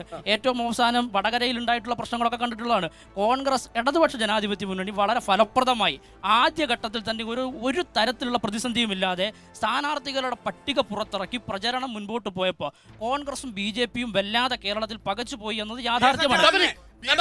ഡൊമിനിക് പെസന്റേഷനോട് അങ്ങനെ പകച്ചു പോയിട്ടുണ്ടോ ശ്രീ ഡൊമിനിക്? നിലവിൽ ഇങ്ങനൊരു കോമ സഖ്യത്തിനുള്ള സാധ്യത പത്തനംതിട്ടയിലുണ്ടെന്ന് പത്തനംതിട്ടയിലെ ഉത്തരവാദിത്തപ്പെട്ട ഡിവൈഎഫ്ഐയുടെ ഏരിയ കമ്മിറ്റിയാണ് ലൈവിൽ ഇപ്പോൾ അദ്ദേഹം പിൻവലിക്കുന്നു. പക്ഷേ ലൈവിൽ നമ്മൾ എല്ലാവരും കേട്ടു. നിലവിൽ പത്തനംതിട്ടയിൽ ഒഴിവ് വരുന്ന നിയമസഭയിലേക്ക് DCC പ്രസിഡന്റിനെ പരിഗണിക്കും. ഒരു കോമ പത്തനംതിട്ടയിലുണ്ട്. ഇത് ഓരോരുത്തരുടെ ഭാവനാവിലാസമാണ്. കോൺഗ്രസിൻ്റെ ലിസ്റ്റ് സ്വല്പം താമസിച്ചപ്പോഴേക്കും എന്താ പറഞ്ഞത്? കോൺഗ്രസിന് കരുത്തരായ കാൻഡിഡേറ്റ്സ് ഉണ്ടാവില്ല, വടകര ആളെ കിട്ടില്ല. ഞങ്ങൾ കോൺഗ്രസ്സിന് ചെങ്കീരിയെ വിട്ടിരിക്കുന്നത്. അവിടുത്തെ ഒരു വലിയ ഈ മൂർഖം പാമ്പ് വരുമ്പോഴേക്കും ചെങ്കീരിയെ പറഞ്ഞേക്കും. ചെങ്കീരി ഒറ്റ പിടുത്തം കഴുത്തിന് പിടിക്കും. അങ്ങനെ ഒരു പിടുത്തമാണ് ജയരാജന് മുരളി പിടിക്കാൻ പോകുന്നത്. അതുകൊണ്ട് ഞങ്ങൾക്ക് അങ്ങനെ പ്രശ്നമൊന്നുമില്ല. പിന്നെ കോൺഗ്രസ് പ്രസ്ഥാനത്തിന് ഒരു രീതിയുണ്ട് സ്ഥാനാർത്ഥി നിശ്ചയിക്കുന്നതിൽ. അങ്ങനെ ഞങ്ങൾ കാൻഡിഡേറ്റ് ഫിക്സ് ചെയ്തു, വീണ്ടും അന്നവേണ്ടി നിർത്തി. പിന്നെ ഈ ഇടതുപക്ഷവും BJPയുടെ ആഗ്രഹം എന്താ? രണ്ട് കൂട്ടരുടെ ആഗ്രഹം ഞങ്ങൾ തോക്കണമെന്നാണ്. മാർക്സിസ്റ്റ് പാർട്ടി പറയുന്നു ഞങ്ങൾ തോൽക്കണം, BJP പറയുന്നു കോൺഗ്രസ് തോൽക്കണം. അതിൻ്റെ അർത്ഥം രണ്ട് കൂട്ടരും കൂടെ അവർക്കൊരു മീറ്റിംഗ് പോയിന്റ് ഉണ്ട്. അതെന്താ? കോൺഗ്രസ് തോൽക്കണം. അതുകൊണ്ട് തന്നെ കേരളത്തിൽ ജനാധിപത്യ വിശ്വാസികൾ UDFനൊപ്പം അണിനിരക്കും. ഒരു പ്രശ്നവും ഞങ്ങൾക്ക് പത്തനംതിട്ടയിൽ ഞങ്ങളുടെ വർക്ക് മുന്നോട്ട് നീങ്ങുന്നു. അവിടെ രണ്ട് DCCകളും ഒരുമിച്ച് മുന്നോട്ട് നീങ്ങുന്നു. പിന്നെ CPMന്റെ പ്രതിനിധിയോട് താങ്കൾക്ക് ചോദിക്കാം. നിലവിലുള്ള സാഹചര്യത്തിൽ ഞാൻ തിരിച്ചു വരാം. ശ്രീ ഡൊമിനിക് പെസന്റേഷൻ, ഇവിടെ KT കുഞ്ഞിക്കണ്ണോടും അഡ്വക്കേറ്റ് അശോക് കുമാറിനോടും ചോദിക്കാനുണ്ട്. ചോദിച്ചോ. രണ്ടുപേരോടും എനിക്ക് ചോദിക്കാനുള്ളത്, ഇപ്പൊ പത്തനംതിട്ടയിലെ വിഷയത്തെ സംബന്ധിച്ച് അശോക് കുമാറോട് ചോദിച്ചോളൂ. BJP അല്ല, ഞാൻ ആദ്യം കുഞ്ഞിക്കണ്ണൻ സാറിനോട് ചോദിക്കാൻ ആഗ്രഹിക്കും. ഇപ്പം പത്തനംതിട്ടയിൽ വീണ ജോർജിനെ പോലെയുള്ള ഒരു സ്ഥാനാർത്ഥിയെ നിങ്ങൾ നിശ്ചയിച്ചു. അപ്പോൾ എനിക്ക് ചോദിക്കാനുള്ള, പ്രഗത്ഭരായ പലരും ഉണ്ടായിട്ടും വീണ ജോർജിനെ നിങ്ങൾ സ്ഥാനാർത്ഥിയായിട്ട് നിശ്ചയിച്ചത് നിങ്ങളുടെ ആ സാമുദായികമായ ആ ചിന്ത കാരണം മാത്രമല്ലേ, സാമുദായികമായ വോട്ടുകൾ നേടിയെടുക്കാവുന്ന വ്യാമോഹം കൊണ്ട് മാത്രമല്ലേ ആണെന്ന്? 1.25 ലക്ഷമല്ലേ കൃത്യം ഓർത്തഡോക്സിന്റെ എണ്ണം? അതെ, അത് അപ്പൊ എന്നാ പറഞ്ഞോട്ടെ KT മാഷ്. ശ്രീ KT കുഞ്ഞിക്കണ്ണൻ, അങ്ങോട്ടാണ് ചോദ്യം. കോൺഗ്രസ് നിയോജക മണ്ഡലം സെക്രട്ടറി അല്ലേ? ബ്ലോക്ക് ശ്രീ KT കേൾക്കാമെങ്കിൽ ശ്രീ KT അങ്ങേ കേൾക്കാം. നമുക്ക് KTയിലേക്ക് തിരിച്ചു വരാം വളരെ പെട്ടെന്ന്. KT ടെലിഫോൺ ബന്ധം വിച്ഛേദിച്ചിരിക്കുകയാണ്. അശോക് കുമാറിലേക്ക് പോക്കോളൂ. BJP പ്രിയപ്പെട്ട അശോക് കുമാർ, ഇപ്പൊ PJ കുര്യനെ പോലുള്ള സ്ഥാനാർത്ഥിയെ നിർത്തുന്നുവെന്ന് ഇടതുപക്ഷം ആരോപിക്കുന്ന സാഹചര്യത്തിൽ നിങ്ങൾ സ്ഥാനാർത്ഥിയെ പ്രഖ്യാപിക്കാൻ വൈകുന്നത് എന്തുകൊണ്ടാണ് എന്നുള്ളതാണ് എന്റെ ചോദ്യം. അശോക് കുമാർ, എന്തുകൊണ്ട് വൈകുന്നു? പത്തനംതിട്ടക്കാർക്ക് അക്ഷമരായവർ കാത്തിരിക്കുകയാണ്. BJPയുടെ സ്ഥാനാർത്ഥി ആരാണ്, എന്നിട്ട് വേണം പ്രചരണം മറുദിശയിൽ കൊണ്ടുപോകാൻ എന്നാണ് ഇവർ പറയുന്നത്.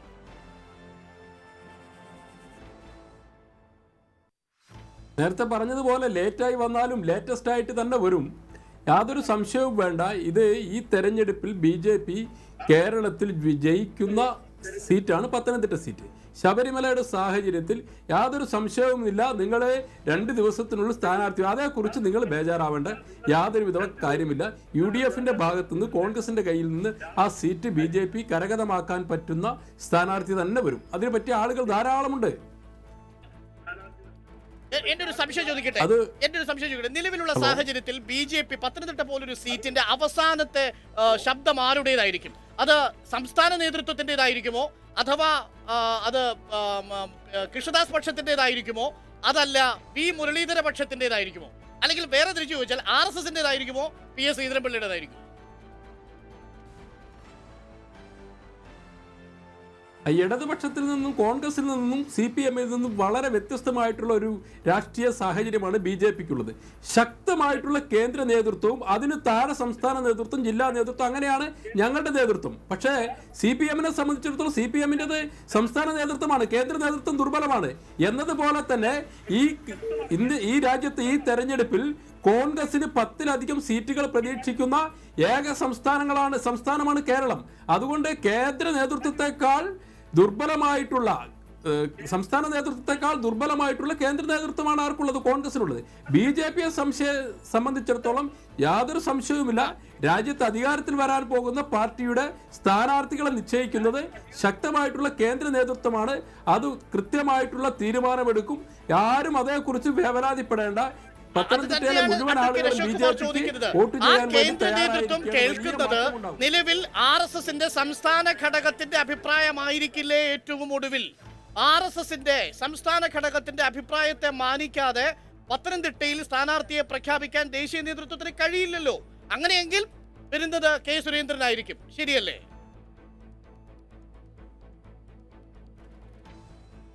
അല്ല, RSSന്റെ അല്ല, കേരളത്തിലെ മുഴുവൻ സാമുദായിക മറ്റ് സംഘടനകളുടെ ഒക്കെ അഭിപ്രായം കേൾക്കുവാൻ ഞങ്ങൾ ഈ കാര്യത്തിൽ തയ്യാറാണ്. കാരണം 99% വരുന്ന കേരളത്തിലെ ജനങ്ങൾ വിശ്വാസി സമൂഹമാണ്. ഹിന്ദു വിശ്വാസമായിക്കോട്ടെ, മുസ്ലിം വിശ്വാസമായിക്കോട്ടെ, ക്രൈസ്തവ വിശ്വാസമായിക്കോട്ടെ. അപ്പോൾ വിശ്വാസികൾ 99% ഉള്ള ഒരു സംസ്ഥാനത്ത് പലതരത്തിലുള്ള മതവിശ്വാസികളുടെ അഭിപ്രായങ്ങൾ പത്തനംതിട്ടയിലെ സ്ഥാനാർത്ഥിയുടെ കാര്യത്തിൽ നിലവിലെ രാഷ്ട്രീയ സാഹചര്യത്തിൽ കേൾക്കാൻ ഞങ്ങൾക്ക് തയ്യാറാണ്. KPMSന്റെ നേതാവിൽ നിന്ന് നിങ്ങൾ അഭിപ്രായം കേൾക്കാൻ ഒരു ദിവസം കാത്തിരുന്നില്ല. SNDPയുടെ നേതാവിൽ നിന്ന് അഭിപ്രായം പറയാൻ നിങ്ങൾ കാത്തിരുന്നില്ല. പകരം നായർ സമുദായത്തിന്റെ നാമജപ ഘോഷയാത്രയുമായി രംഗത്തിറങ്ങിയവരുടെ അഭിപ്രായം കേൾക്കാൻ വേണ്ടി മാത്രമാണോ BJP കാത്തിരിക്കുന്നത് എന്നതാണ് ചോദ്യം.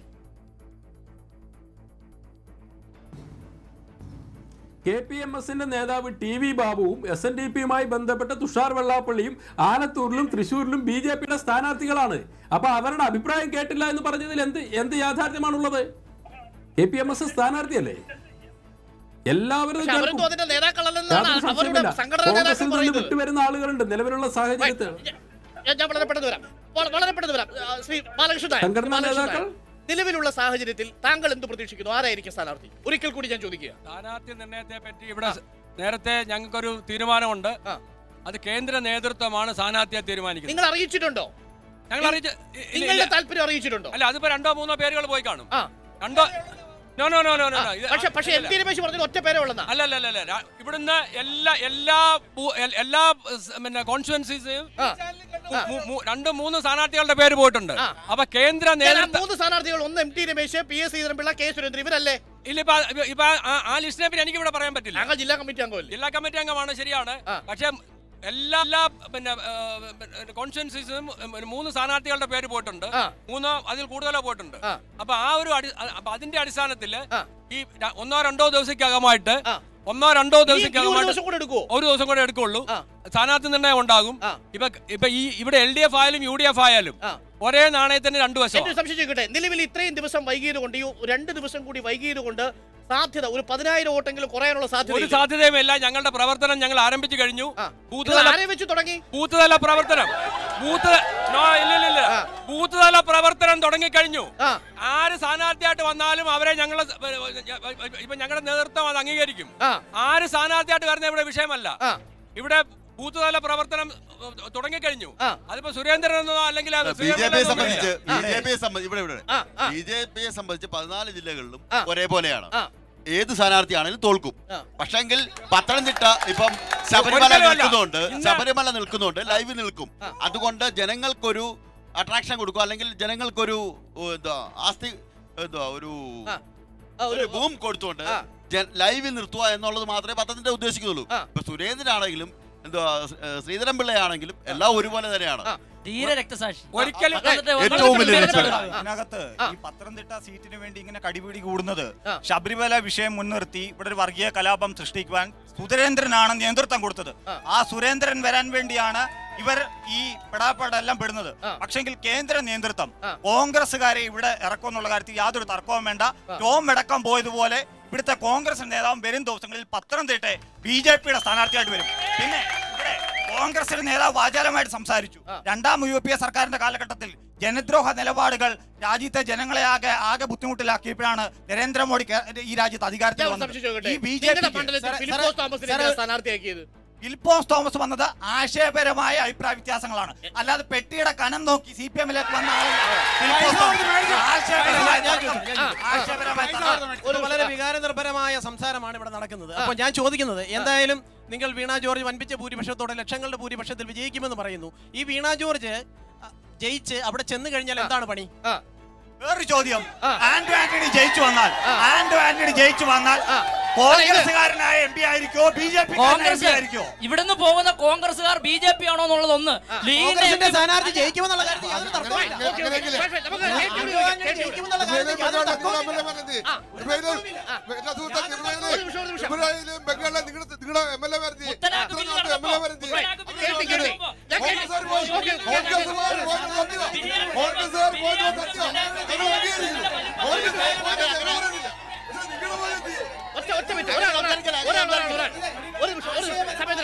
ആശയപരമായ സംവാദം ഉണ്ടാവുമ്പോൾ ഫോണിൽ ആൾക്കാരെ വിളിച്ചുകൂട്ടി കൂവി തോൽപ്പിക്കാൻ ശ്രമിക്കുന്ന ആ സംവിധാനമാണ് ഇവർക്കുള്ളത്. നമുക്ക് താങ്കൾ ചോദിച്ച ചോദ്യം മൈക്ക് വന്നാലേ നാട്ടുകാർ കേൾക്കൂ. ഇത് കേൾക്കൂ. KT-യോട് ചോദിക്കാം. നിലവിൽ കോൺഗ്രസ് നേതൃത്വം ചോദിക്കുന്ന വളരെ പ്രധാനപ്പെട്ട ചോദ്യം ഇതാണ്. വീണ ജോർജിനെ പത്തനംതിട്ടയിൽ നിന്ന് മത്സരിപ്പിച്ച് ജയിപ്പിച്ചു വിട്ടാൽ പാർലമെന്റിൽ എത്തുമ്പോൾ അവർ എന്തു ചെയ്യും? ആർക്കു വേണ്ടി അവർ കൈവക്കും? അത് രാഹുൽ ഗാന്ധിക്ക് വേണ്ടിയാണെന്ന് PV അൻവർ പറഞ്ഞു കഴിഞ്ഞു. അല്ല അരുണേ, ഈ കാര്യത്തിലൊന്നും യാതൊരു സംശയവുമില്ല. ഇടതുപക്ഷ ജനാധിപത്യ മുന്നണി ഈ തെരഞ്ഞെടുപ്പിൽ മത്സരിക്കുന്നത് കേന്ദ്രത്തിലെ 5 വർഷക്കാലത്തെ ജനദ്രോഹ ഭരണം നടത്തിയ നരേന്ദ്രമോദി സർക്കാരിനെ തൂത്തെറിയാനാണ്. നമ്മുടെ ഭരണഘടനയുടെ മൗലിക മൂല്യങ്ങളായ മതനിരപേക്ഷതയ്ക്കും ജനാധിപത്യത്തിനും ഫെഡറലിസത്തിനും നേരെ വെല്ലുവിളി ഉയർത്തിയ സർക്കാരാണത്. ആ സർക്കാരിനെ മാറ്റി നിർത്താൻ മതനിരപേക്ഷ ശക്തികളുടെ ആകെ ഏകോപനമുണ്ടാക്കി BJP-യെ ദേശീയ അധികാരത്തിന് പുറന്തള്ളുക എന്നുള്ളതാണ്. BJP-യെ ദേശീയ അധികാരത്തിൽ പുറന്തള്ളി കോൺഗ്രസിൻ്റെ മുൻകൈയിൽ ഒരു ഗവൺമെൻറ് ഉണ്ടാക്കുക എന്നല്ല. ഇന്ത്യയിലെ മതനിരപേക്ഷ പാർട്ടികൾ, എല്ലാ പാർട്ടികളുടെയും, അതിൽ കോൺഗ്രസും ഉൾപ്പെടും, ആ മതനിരപേക്ഷ ശക്തികളുടെ ആകെ ഒരു ഏകോപനമുണ്ടാക്കി ഒരു സർക്കാർ ഉണ്ടാക്കുക എന്നുള്ളതാണ്. കോൺഗ്രസ് ദേശീയ തലത്തിൽ 2004 പോലെ ഈ മുന്നണിയുടെ, ഈ ദേശീയ ഗവൺമെൻറ് നേതൃത്വമാവില്ല. ഇന്ത്യയിൽ ഏറ്റവും കൂടുതൽ പാർലമെൻറ്റ് സീറ്റുള്ള UP, അത് കഴിഞ്ഞ ബീഹാർ, ഒറീസ, ദക്ഷിണേന്ത്യയിലേക്ക് വരുമ്പോൾ നമ്മുടെ ആന്ധ്ര, ഈ സംസ്ഥാനങ്ങളിലൊന്നും കോൺഗ്രസ് അല്ല BJP വിരുദ്ധ മുന്നണിക്ക് തെരഞ്ഞെടുപ്പ് രംഗത്ത് നേതൃത്വം കൊടുക്കുന്നത് മറ്റ് മതനിരപേക്ഷ പാർട്ടികളാണ്. അതുകൊണ്ട് ഈ മതനിരപേക്ഷ പാർട്ടികളുടെ മുൻകൈയിൽ ഒരു മതനിരപേക്ഷ ഗവൺമെൻറ് ഉണ്ടാകുക എന്നുള്ളത് പ്രഖ്യാപിതമായ നിലപാടാണ്.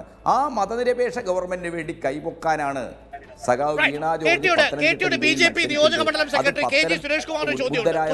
മനസ്സിലാക്കും. ഇവിടെ ഇപ്പൊ തന്നെ ഇവിടെ സംസാരിക്കുകയുണ്ടായി, വീണ ജോർജിനെ ജയിപ്പിച്ചു വിടാൻ വേണ്ടി 2 കക്ഷികളും കൂടെ CPM-ഉം കോൺഗ്രസും ഇടതുപക്ഷവും UDF-ഉം കൂടെ ഒന്നിച്ച് തന്നെ തീരുമാനിച്ചിരിക്കുകയാണ്. അതായത് നിയമസഭയിലേക്ക് സീറ്റ് കൊടുക്കാമെന്നുള്ള വാഗ്ദാനത്തിലാണ് ഇവിടുത്തെ LDF വീണ ജോർജ് നിർത്തിയിരിക്കുന്നത് എന്നിവിടെ സംസാരിക്കുണ്ടായി. അതല്ലേ ഇവിടെ, അതല്ലേ ഇവിടെ, അല്ലല്ല. ഇപ്പൊ പിന്നെ വേറൊരു ചോദ്യം കൂടെ ഇവിടെ സംസാരിച്ചു. അല്ല, ഒരു ചോദ്യം കൂടെ ഉണ്ട്, ഒരു സംസാരം കൂടെ ഇവിടെ ഉണ്ടായി. വീണ ജോർജ് കേന്ദ്രത്തിൽ പോയാൽ എന്തുണ്ടാകുമെന്ന് കോൺഗ്രസിന്റെ ഒരു നേതാവ് ഇവിടെ സംസാരിക്കുകയുണ്ടായി. അപ്പൊ ആർക്ക് വേണ്ടി സംസാരിക്കും? ഇവിടെ ഇടതുപക്ഷം പോയാലും കോൺഗ്രസ് പോയാലും കൈ പൊക്കുന്നത് ഒരേ ആൾക്ക് വേണ്ടി. അവിടെ ഏതായാലും CPM-ന്റെ അല്ല ഇടതുപക്ഷത്തിന്റെ ആൾ പ്രധാനമന്ത്രി ആകത്തില്ലല്ലോ. അവർ കോൺഗ്രസിന്റെ അല്ലെ UDF-ന്റെ ആൾക്കാരല്ലേ പ്രധാനമന്ത്രി, അല്ലെങ്കിൽ അങ്ങനെയുള്ള ഏറ്റവും അംഗങ്ങളുള്ള ആൾക്കാരല്ലേ ആകത്തുള്ളൂ. അപ്പൊ അവർക്ക് വേണ്ടി അല്ലേ അവർ കൈവക്കാൻ പോകുന്നത്? ഒരാൾക്ക് വേണ്ടി ഇവിടുത്തെ ജനങ്ങൾ അത് മനസ്സിലാക്കിയിട്ടുണ്ട്. ശ്രീ ഡൊമിനിക് പ്രസന്റേഷൻ, BJP ഈ വരുന്ന പ്രചരണത്തിൽ മൊത്തമായി ഉപയോഗിച്ചുകൊണ്ടിരിക്കുന്ന പ്രധാനപ്പെട്ട ചോദ്യവും അത് തന്നെയാണ്.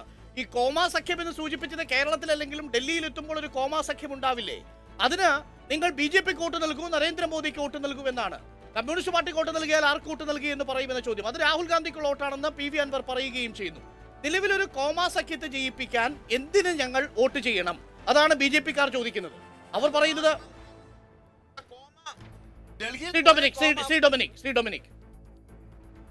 BJP-ക്കാർ അവർക്ക് അവരുടെ കാൻഡിഡേറ്റിനോട് വോട്ട് ചെയ്യട്ടെ. കേരളത്തിൽ മത്സരം വരുന്നത് LDF UDF ആണ്. ഞങ്ങളുടെ സിറ്റിംഗ് സീറ്റാ പത്തനംതിട്ട. ഒരു സംശയം വേണ്ട, അവിടെ ഞങ്ങളുടെ സ്ഥാനാർത്ഥി ആൻ്റണി ജയിക്കും. പിന്നെ BJP-ക്കാർക്ക് അവരിഷ്ടമുള്ള ആ സ്ഥാനത്ത് നിർത്തിക്കുന്നത് അവരുടെ കാര്യമാണ്. ഞങ്ങളുടെ ഫസ്റ്റ് എനിമി കേന്ദ്രത്തിൽ BJP ആണ്. BJP-യെ പരാജയപ്പെടുത്തണം. കേരളത്തിൽ വരുമ്പോഴേക്കും ഒരു ചെറിയ മാറ്റം വരുന്നത് BJP-യേക്കാൾ ശക്തമാണ് ഇവിടുത്തെ LDF-യുടെ ഭരണകക്ഷിയാണ്.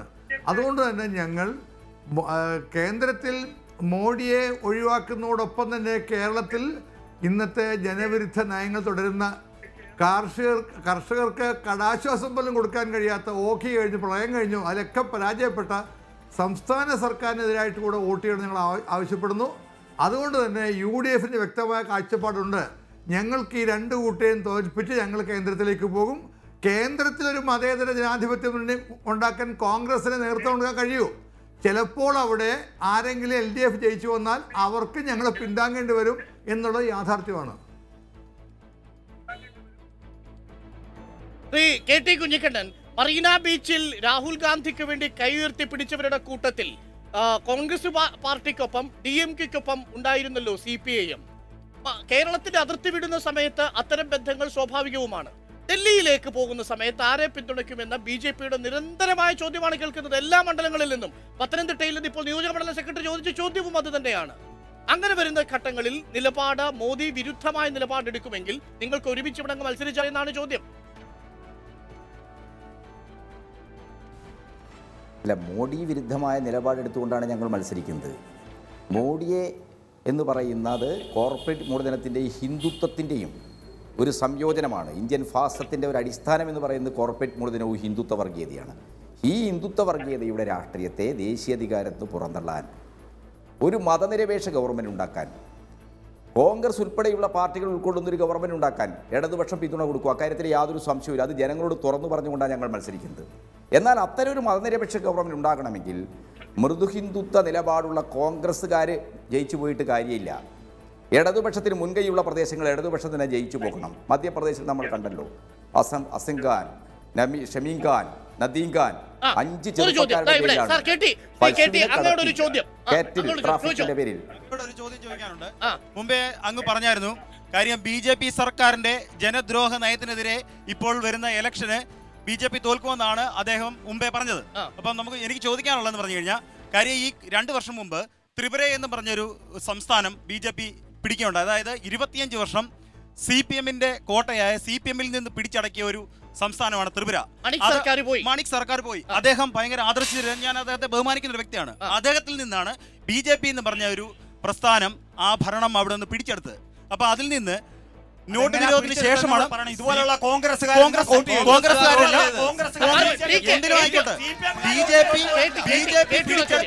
അതായത് ബംഗാൾ 34 വർഷം ഭരിച്ചു, ത്രിപുര 25 വർഷം ഭരിച്ചേച്ച് ഇപ്പൊ അവിടെ ഈ CPM-കാരെ എന്ത് ചെയ്യേ പ്രാണരക്ഷാർത്ഥം മറ്റ് ഓഫീസുകളിലൊക്കെ അവര് ജീവന് വേണ്ടി ഓടിക്കയറുകയാണ്. പക്ഷേ ഈ കേരളത്തിൽ എന്ന് പറയുക ഒരു പഞ്ചായത്ത് മെമ്പർ പോലും BJP-ക്ക് ഇല്ലാത്ത ഒരു സമയം ഉണ്ടായിരുന്നു. അതിൽ നിന്ന് ഇത്രമേലൊക്കെ ഉയർത്തിയത് ഞങ്ങളുടെ ആദർശവും, അതായത് ഞങ്ങൾ നല്ല രീതിയിൽ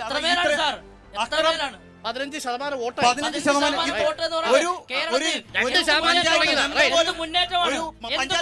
വർഷം മുമ്പ് ഒരു പഞ്ചായത്ത് മെമ്പർ പോലും ഇല്ലാത്ത സമയത്ത് ഇന്ന് ഈ ഓരോ പഞ്ചായത്തിലും ഓരോ പഞ്ചായത്ത്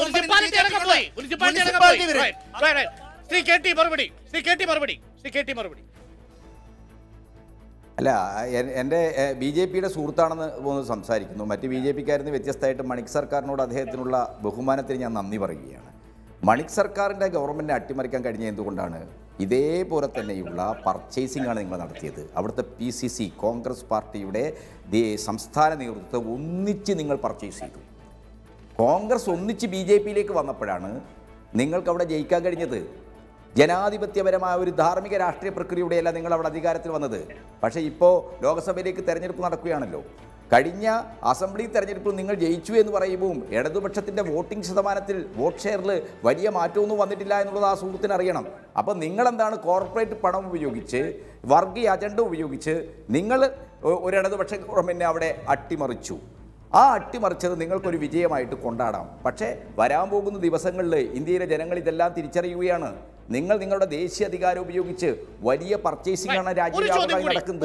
ഇന്ന് നരേന്ദ്രമോദിക്ക് പാർലമെന്റിൽ കൈവെക്കുന്ന 103 MPമാര്, ആ 103 MPമാര് കോൺഗ്രസ്സുകാരാണ്. സമീപകാലത്ത് കോൺഗ്രസ് ആയാൽ എനിക്ക് ചോദിക്കാനുള്ളത്, ഇന്ന് അദ്ദേഹം പറഞ്ഞതിനോട് ഞാൻ വിയോജിക്കുന്നു. കാരണം ഇന്ന് കേരളത്തിലല്ല, ഇന്ന് ഇന്ത്യ മുഴുവൻ ഏറ്റവും ഇന്ന് കേരളത്തിൽ വളർന്നുകൊണ്ടിരിക്കുന്ന ഒരു പാർട്ടിയാണ് BJP.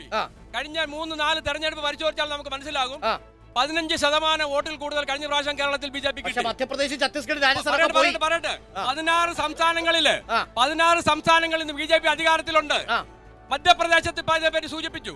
മധ്യപ്രദേശത്ത് BJPയുടെ വോട്ടിംഗ് ശതമാനം 1% പോലും കുറഞ്ഞിട്ടില്ല. ഭരണം പോയി രാജസ്ഥാനിൽ ഭരണം പോയിട്ടില്ല. പക്ഷെ വേറെ കാര്യമുണ്ട്, 6 സംസ്ഥാനങ്ങളിൽ അധികാരത്തിലെത്തുന്ന പാർട്ടിയാണ് BJP. അതാണ് 16 സംസ്ഥാനങ്ങളിലേക്ക് മാറിയത്. അതേ സമയത്ത് CPM-ന് 35 വർഷം ഭരിച്ചിട്ടും ബംഗാളില് 4ാം സ്ഥാനത്തേക്ക് വന്നു. അതുപോലെ തന്നെ ത്രിപുരയിൽ നിലവിൽ ഇപ്പോ ത്രിപുരയുടെ കാര്യവും പശ്ചിമ ബംഗാളിന്റെ കാര്യവും ഒക്കെ പറഞ്ഞു. BJPയുടെ ഒരു വർക്കിംഗ് സ്ട്രാറ്റജി കൃത്യമായ ഗ്രൗണ്ട് തലത്തിലുള്ള അവരുടെ വർക്കിങ്ങിനോടൊപ്പം തന്നെ അവരോടൊപ്പം നിൽക്കുന്ന സമുദായങ്ങളെ ബഹുമാനിച്ചുകൊണ്ടുള്ള ചില നിലപാടുകൾ. ഇപ്പൊ പത്തനംതിട്ടയിൽ മനസ്സിലാകുന്നത് എന്താണ്? പത്തനംതിട്ടയിൽ NSSനോട് മൊത്തത്തിൽ തന്നെ പൊതുവെ ഇടതുപക്ഷ സർക്കാർ എടുത്തിരിക്കുന്ന സമീപനമുണ്ട്. വളരെ കൃത്യമായ 2 വിരുദ്ധ ചേരിയിലാണ് NSSും ഇടതുപക്ഷവും. മറുഭാഗത്താണെങ്കിൽ കോൺഗ്രസിൻ്റെതായ ആളുകളെ NSS അടുപ്പിക്കുന്നുമില്ല, ചില പ്രത്യേക വ്യക്തികളെ ഒഴിച്ചു നിർത്തിയാൽ. ഇവിടെയാണ് NSSുമായുള്ള ഒരു ബന്ധത്തെക്കുറിച്ച് BJPയുടെ ദേശീയ നേതൃത്വം ആലോചിക്കുന്നത്. ഒരു പാർട്ടി വളരുവാൻ സാമുദായികമായിട്ടുള്ള ചില താല്പര്യങ്ങൾ പരിഗണിക്കുകയും അവരെ അന്തസ്സോടുകൂടി പരിഗണിക്കുകയും ചെയ്യുന്നുവെന്ന പ്രതീതി ഉണ്ടാക്കുന്നു. അങ്ങനെയാണ് ഇവിടെ BJP വളരുന്നത്. ആ അർത്ഥത്തിൽ പറഞ്ഞാൽ BJP ചെയ്യുന്ന ഒരു രാഷ്ട്രീയ പാർട്ടി ചെയ്യുന്ന പ്രവർത്തനം ആരോഗ്യകരമായ പാർട്ടിയുടെ വളർച്ചയ്ക്ക് ഗുണകരമല്ലേ?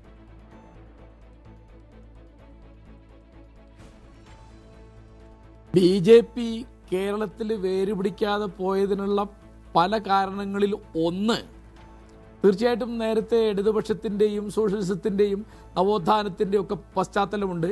പിന്നെ ഇവിടെ ജാതി സംഘടനകൾ വളരെ ശക്തമായിരുന്നു. അപ്പോൾ ഹിന്ദു മതം എന്നൊന്ന് നേരത്തെ ഇല്ല. അപ്പോൾ 19ാം നൂറ്റാണ്ടിലും 20ാം നൂറ്റാണ്ടിലായിട്ട് നമ്മൾ ഉണ്ടാക്കുന്ന, ഇന്ത്യയിൽ ഇപ്പോൾ ഉണ്ടായിക്കൊണ്ടിരിക്കുന്ന രാഷ്ട്രീയക്കാരുണ്ടാക്കുന്ന ഒന്നാണത്.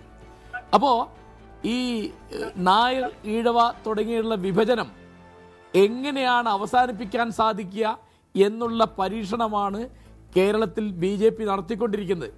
അതിപ്പോൾ വെള്ളാപ്പള്ളിയെയും സുകുമാരൻ നായരെയും, അതായത് SNDPയെയും NSSനെയും ഒരേ വേദിയിൽ കൊണ്ടുവരിക എന്നുള്ളത് വളരെ വിഷമം പിടിച്ചൊരു കാര്യമാണ്. കാരണം അതിലിപ്പോൾ ഏറ്റവും പ്രധാനപ്പെട്ട ഒന്നെന്താണെന്ന് വിചാരിച്ചാൽ ജാതി സംവരണം, സാമ്പത്തിക സംവരണം, അങ്ങനെ അനവധി കാര്യങ്ങളുണ്ട്. അത്തരം കാര്യങ്ങളൊക്കെ സമന്വയിപ്പിക്കാൻ BJPക്ക് ഇവിടെ പറ്റില്ല. എന്താ കാരണം? അവർക്കിവിടെ ആകെ ഒരു MLA ഉള്ളൂ, അവർക്കിവിടെ ഭരണമൊന്നും കിട്ടിയിട്ടില്ല. പിന്നെ അഖിലേന്ത്യാടിസ്ഥാനത്തിൽ അവരെ പിന്തുണയ്ക്കുന്ന, അവരുടെ വിജയത്തിന് സഹായിക്കുന്ന പ്രധാനപ്പെട്ട കാര്യം കോർപ്പറേറ്റുകളാണ്. പിന്നെ അവിടെയൊക്കെ ഉപയോഗിച്ചിട്ടുള്ള രാമജന്മഭൂമി മാതിരിയുള്ള മതവർഗീയ വികാരമാണ്. വേറെ ഒന്ന് അവരുടെ ചിട്ടയായ പ്രവർത്തനമാണ്. അതിപ്പോൾ ഒരു ഉദാഹരണം പറഞ്ഞാൽ സൈബർ ലോകത്ത് ഫേസ്ബുക്ക്, വാട്സപ്പ്, ട്വിറ്റർ തുടങ്ങിയുള്ള രംഗങ്ങളിൽ എത്ര ചിട്ടയായിട്ടാണ് BJP പ്രവർത്തിക്കുന്നത് എന്ന് കേരളത്തിലെ ഏതെങ്കിലും ഒരു ഫേസ്ബുക്ക് പോസ്റ്റ് നോക്കിയാൽ മനസ്സിലാവും. അപ്പോൾ ആ തരത്തിൽ ചിട്ടയായി അവർ പ്രവർത്തിക്കുന്നുണ്ട്. ഞാൻ പറഞ്ഞോട്ടെ സാർ, ഈ മതനിരപേക്ഷ കാര്യം പറയുമ്പോൾ ചെങ്ങന്നൂർ എന്താണ്, സജി ചെറിയന്റെ കാര്യത്തിൽ എന്താണ് അഭിപ്രായം എന്നാണ് എനിക്ക് ചോദിക്കാനുള്ളത്. ഓർത്തഡോക്സ് മതവിഭാഗമായ സയ്യിദ് ചെറിയാന്റെ കാര്യത്തിൽ എന്താണ് അവിടെ സംഭവിച്ചതെന്ന് മാത്രം ഒരു മറുപടി പറഞ്ഞു. അറിയാവുന്ന കാര്യം തന്നെ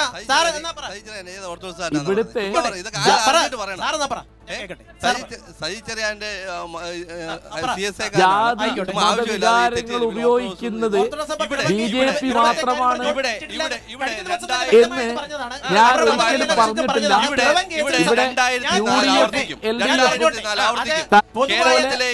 മാധ്യമങ്ങൾ കൂടി വ്യക്തമായിട്ട് പത്രത്തിൽ അടിച്ചു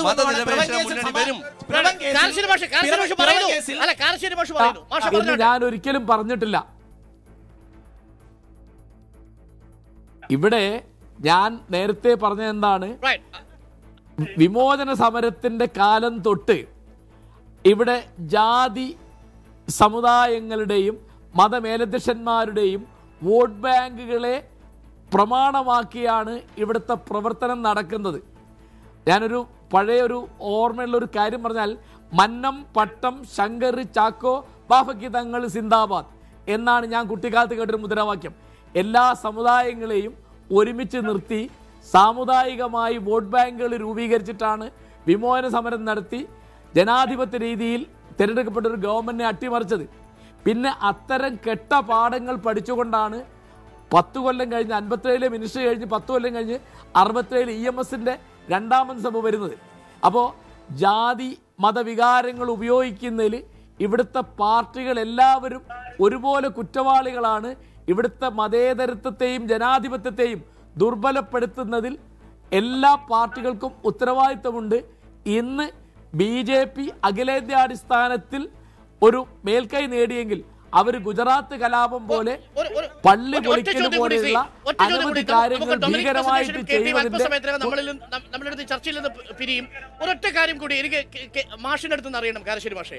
നിലവിൽ ഇന്നസെന്റ് എന്ന് പറയുന്ന സ്ഥാനാർത്ഥി NSSന്റെ സുകുമാരൻ നായരെ കാണാൻ വേണ്ടി ആസ്ഥാനത്ത് ചെന്നപ്പോൾ ഉള്ളിൽ കയറ്റിയില്ല, കാണാൻ താല്പര്യമില്ല എന്നാണ് അറിയിച്ചത്. നിലവിൽ അപ്പോഴും യാതൊരു തരത്തിലുള്ള കോംപ്രമൈസുകൾക്കും ഒരുപക്ഷെ CPM തയ്യാറാവുന്നില്ല. വളരെ രൂക്ഷമായ ഭാഷയിലാണ് CPM NSSുമായിട്ടുള്ള ബന്ധത്തിൽ പ്രതികരിച്ചുകൊണ്ടിരിക്കുന്നത്. അതുകൊണ്ട് തന്നെ രണ്ട് ധ്രുവങ്ങളിലായി തീരുകയും ചെയ്യുന്നു. ഇത് ഒരു മാഷ് കൃത്യമായി ഈ കാര്യങ്ങളെ വിലയിരുത്തുന്ന ഒരാളാണല്ലോ. CPM എന്ന് പറയുന്ന പാർട്ടിക്ക് ഏതെങ്കിലും തരത്തിലൊരു ഗുണകരമാണോ ആശയപരമായി?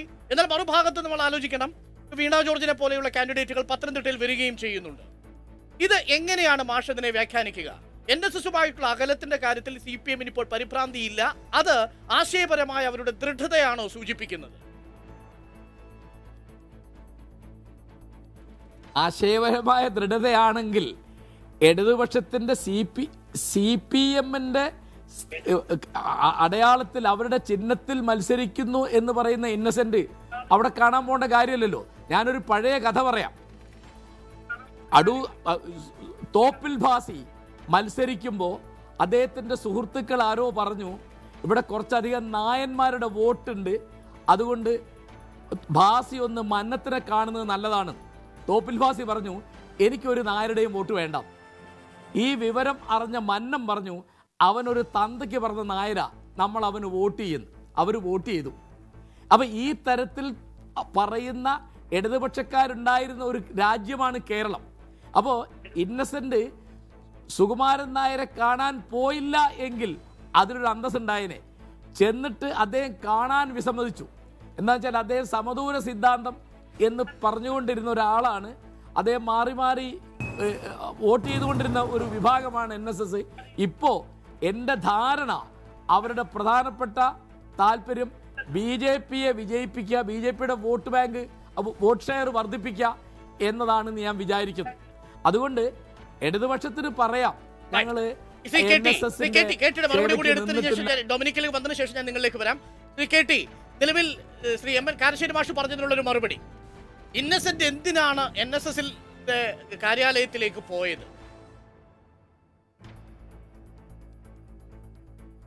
അല്ല അരുണേ, CPMനെ ഈ ഇടതുപക്ഷത്തെ സംബന്ധിച്ചിടത്തോളം ചില നിലപാടുകളുടെ അടിസ്ഥാനത്തിലാണ് അത് മത്സരിക്കുന്നത്. ഇപ്പോൾ ശബരിമല പ്രശ്നവുമായി ബന്ധപ്പെട്ട് സ്ത്രീ പ്രവേശനം അത് വളരെ പ്രധാനപ്പെട്ട ഒരു ഭരണഘടനാവകാശം എന്ന നിലക്ക്, തുല്യനീതിയുടെയും ലിംഗനീതിയുടെയും പ്രശ്നം എന്ന നിലക്ക് ഞങ്ങൾ അതിനുവേണ്ടി വളരെ ഉത്തരവാദിത്വപൂർവ്വം നിലകൊണ്ടു. ആ നിലപാടിന് വിരുദ്ധമായ NSS സ്വീകരിച്ച നിലപാടിനെ ഞങ്ങൾ ശക്തമായി എതിർത്തു. ആ നിലപാടുകളുടെ കാര്യത്തിൽ NSSന്റെ സമീപനത്തോട് ഞങ്ങൾക്ക് യാതൊരു യോജിപ്പുമില്ല. അതേസമയത്ത് ഒരു സ്ഥാനാർത്ഥി സമൂഹത്തിലെ എല്ലാ വിഭാഗം ആളുകളെയും കാണും. അത് പാർട്ടി നിലപാടിൻ്റെ പ്രശ്നം. അയാൾ സ്ഥാനാർത്ഥിയാകുമ്പോൾ ഒരു സിവിൽ സമൂഹത്തിലെ സമ്മതിദാനാവകാശമുള്ള പൗരന്മാരെ എല്ലാം കാണും. ആ പൗരന്മാർ സമുദായ സംഘടനയിൽപ്പെട്ടവരായിരിക്കും, മതസംഘടനയിൽപ്പെട്ടവരായിരിക്കും, രാഷ്ട്രീയ സംഘടനയിൽപ്പെട്ടായിരിക്കും. ഇവരെല്ലാം ചേർന്നാണ് സിവിൽ സൊസൈറ്റി. കമ്മ്യൂണിസ്റ്റ് പാർട്ടി ഈ തെരഞ്ഞെടുപ്പിൽ പ്രവർത്തിക്കുന്നത് ഇടപെടുന്നത് ഒരു ബൂർഷ്വാ സമൂഹത്തിനകത്താണ്. അപ്പോൾ ഒരു ബൂർഷ്വാ സിവിൽ സമൂഹത്തിനകത്ത് വോട്ടവകാശമുള്ള പൗരന്മാരെ എല്ലാം കമ്മ്യൂണിസ്റ്റുകാരായ സ്ഥാനാർത്ഥികൾ സമീപിക്കും. എന്നാൽ അങ്ങനെ സമീപിക്കുന്നത് നിലപാടുകൾ എന്തെങ്കിലും വിട്ടുവീഴ്ച ചെയ്ത് ഞങ്ങൾക്ക് നിങ്ങൾ വോട്ട് ചെയ്യണം എന്ന് പറയാനല്ല. ഒരു സ്ഥാനാർത്ഥി എന്ന നിലക്ക് ഔചിത്യപൂർവ്വം എല്ലാ വോട്ടർമാരെയും കാണുക എന്നത്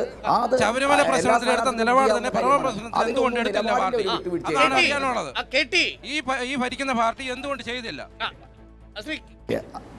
അങ്ങോട്ടുള്ളൊരു ചോദ്യം കൂടി ഉണ്ട്. അയാൾക്ക് പിറവം പ്രശ്നം അറിഞ്ഞൂടാ, ശബരിമല പ്രശ്നം അറിഞ്ഞൂടാ എന്നുള്ളതാണ്. പിറവം ഒരു ഡിസ്പ്യൂട്ട്, ഒരു സിവിൽ ഡിസ്പ്യൂട്ടാണ് സുഹൃത്തെ. ആര് പറഞ്ഞു ശബരിമല പ്രശ്നം പിറവം പള്ളിയുടെ പ്രശ്നം എന്താണ്? ഒരു സിവിൽ ഡിസ്പ്യൂട്ടാണത്. അത് രണ്ട് വിഭാഗങ്ങൾ തമ്മിലുള്ള ഒരു സ്വത്ത് തർക്കമാണ്. അതിൽ നിന്ന് വ്യത്യസ്തമാണ് ശബരിമല. ഭരണഘടനയുടെ തുല്യനീതിയെ സംബന്ധിച്ച, ലിംഗനീതിയെ സംബന്ധിച്ച മൗലിക പ്രശ്നമാണ് ശബരിമല വിധിയുള്ളത്. ഒന്ന് കോൺസ്റ്റിറ്റ്യൂഷൻ ബെഞ്ചിന്റെ വിധിയല്ലേ, മറ്റൊന്ന് എനിക്ക് ഇവർ രണ്ടുപേരോടും ചോദിക്കാനുള്ളത്, ഇവിടെ വികസനത്തെ പറ്റി ഇവിടെ വാചാലമായിട്ട് സംസാരിച്ചു. ഇവിടെ കഴിഞ്ഞ 2 ബഡ്ജറ്റ് അവതരിപ്പിച്ചു. ഒരു സംസ്ഥാന ബഡ്ജറ്റും കേന്ദ്ര ബഡ്ജറ്റും. കേന്ദ്ര ബഡ്ജറ്റിലെ ചില നിർണായകമായ ചില തീരുമാനങ്ങളൊക്കെ എടുത്തിട്ടുണ്ട്. അത് വിത്ത് റീട്രോസ്പെക്റ്റീവ് എഫക്ട് നടപ്പാക്കുകയും ചെയ്തു. ഇവിടെ ഈ സംസ്ഥാന ബഡ്ജറ്റില് ഇവിടെ ഈ പ്രളയമുണ്ടായി, 10,000 രൂപ പോലും പലർക്കും കിട്ടിയിട്ടില്ല. അതുപോലെ തന്നെ എന്റെ ഒരു സംശയം, ഈ ഘട്ടത്തിലാണ് ഞാൻ അവരോട് ചോദ്യം ചോദിക്കാം. പക്ഷേ എന്റെ ഒരു സംശയം, നിലവിൽ ഈ പത്തനംതിട്ടയിൽ നിങ്ങൾ പ്രധാനമായിട്ടും ക്യാമ്പയിൻ ചെയ്യാൻ പോകുന്നത് ഈ പ്രളയാനന്തരത്തിൽ പത്തനംതിട്ടയ്ക്ക് എന്ത് കിട്ടി എന്ന ചോദ്യമായിരുന്നു, ശബരിമലയ്ക്ക് എന്ത് കിട്ടി എന്ന ചോദ്യം.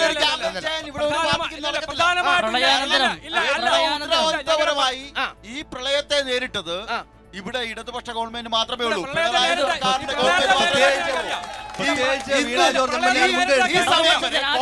പഞ്ചായത്തിൽ പഞ്ചായത്തിലാണ്, കോടഞ്ചേരി പഞ്ചായത്തിൽ 2ാം ഘട്ടു പണം കിട്ടിയേക്കുന്നത് ഈ കോടഞ്ചേരി പഞ്ചായത്തിൽ പഞ്ചായത്തിൽ എന്ത് ചെയ്തതിനെ പറ്റി എന്താ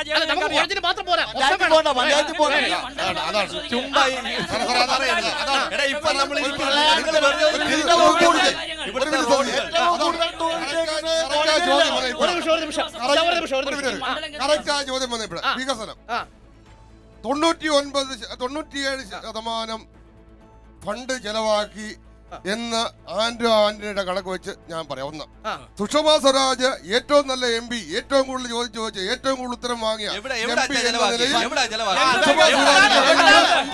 വീണ ജോർജ്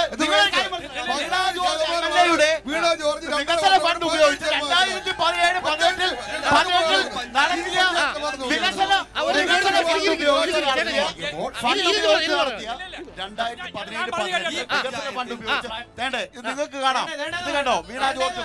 അതേപോലെ കോഴഞ്ചേരി പഞ്ചായത്തിന്റെ 200 കോടി രൂപയുടെ വികസനമാണ് ഈ 2.5 ഈ പഞ്ചായത്ത് മാത്രം ചെയ്തത്. അതെ, 200 കോടി കോഴഞ്ചേരി പഞ്ചായത്തിൽ.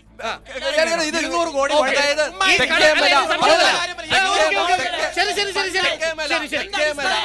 കോഴഞ്ചേരി പോലെ ഗ്രാമപഞ്ചായത്തിൽ 200 കോടി ചെലവായെന്ന് പറയുന്നത്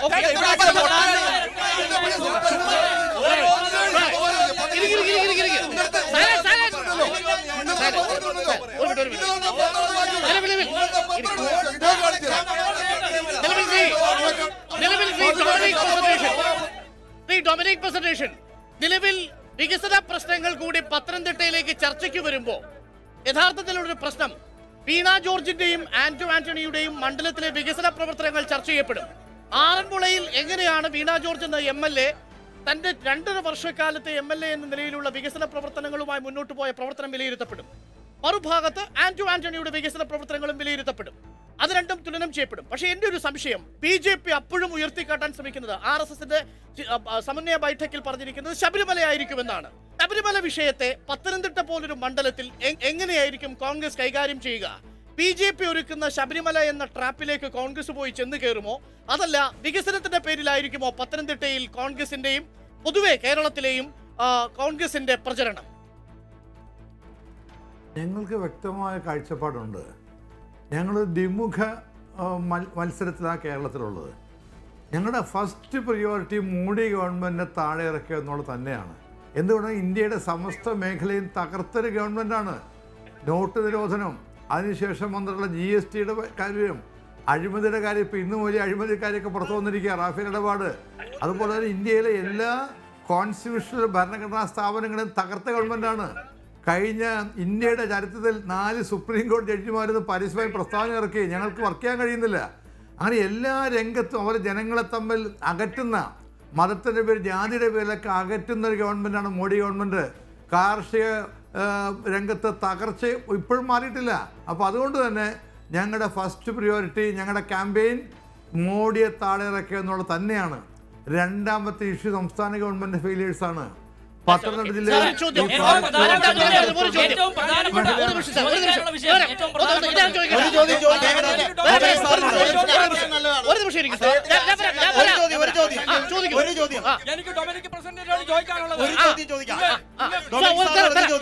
ഇന്ന് ഭാരതം ലോകത്തിലെ ആറാമത്തെ സാമ്പത്തിക ശക്തിയാണ്. ആറാമത്തെ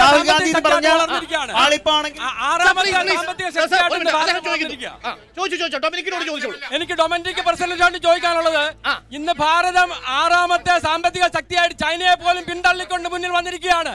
അതുപോലെ തന്നെ അഴിമതി ഈ 5 കൊല്ലം യെദ്യൂരപ്പയുടെ ഡയറി പുറത്തു വന്നു. അത് വിട്ടാല്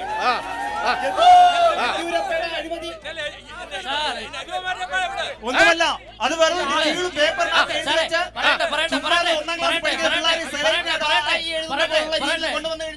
തെളിവാകത്തില്ല. 1810 കോടി രൂപ ഏത് നേഴ്സിനെ കുട്ടി എഴുതും? ഒരു തെളിവില്ല.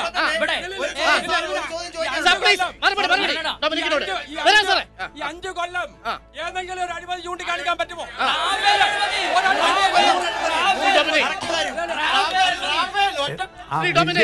എനിക്ക് പറയാനുള്ളത് ശ്രീ ഡൊമിനിക് പ്രസന്റേഷൻ പ്ലീസ്.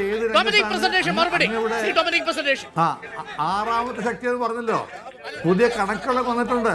ഇന്ത്യയിൽ ഏറ്റവും തൊഴിലവസരം ഉണ്ടായ കാലഘട്ടം കഴിഞ്ഞ വർഷമാണ്. ഇന്ത്യയിൽ ഏറ്റവും അധികം തൊഴിലവസരം കുറഞ്ഞ ഗവൺമെൻറ് കാലഘട്ടം ഈ കഴിഞ്ഞ വർഷമാണ് കണക്ക് തന്നെ വന്നിട്ടുണ്ട്. അതുപോലെ തന്നെ ഇന്ത്യയുടെ GDP കുറഞ്ഞിരിക്കുന്നു.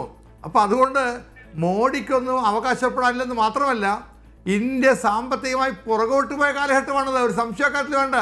അതിൻ്റെ കണക്കുകളൊക്കെ വന്നിരിക്കുന്നു. പിന്നെ മോഡി ഇങ്ങനെ പറഞ്ഞുകൊണ്ടിരിക്കും. ഇന്ന് അദ്ദേഹം ഈ നോട്ട് നിരോധനത്തെ അക്ഷരം മിണ്ടുന്നുണ്ടോ? ഇന്ത്യ കള്ളപ്പണം പുറത്തുകൊണ്ടുവരാൻ വേണ്ടി നോട്ട് പിൻവലിച്ചത് ഇപ്പോൾ എന്ത് വന്നിരിക്കുന്നു? റിസർവ് ബാങ്കിൻ്റെ രേഖ പുറത്തു വന്നിരിക്കുന്നു.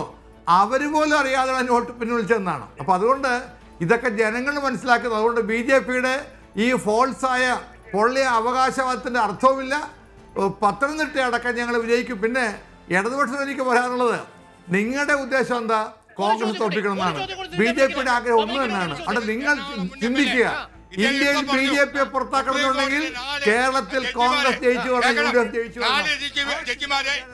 ഇന്ത്യയുടെ പ്രധാനമന്ത്രി നരേന്ദ്രമോദി അവർക്ക് സസ്പെൻഡ് കൊടുത്തെന്ന് പറഞ്ഞു. ഹിന്ദുക്കളായ 4 ജഡ്ജിമാരെ, ഈ 4 ഹൈക്കോടതി സുപ്രീം കോടതിയിലെ 5 ജഡ്ജിമാരെ, 5 ജഡ്ജിമാരാണ് ഈ ശബരിമല ഹൈന്ദവരായ ജഡ്ജിമാരെ.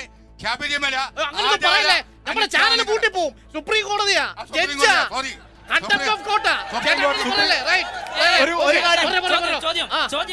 ചോദ്യം ഡൊമിനിക് പ്രസന്റേഷനോടാണ്.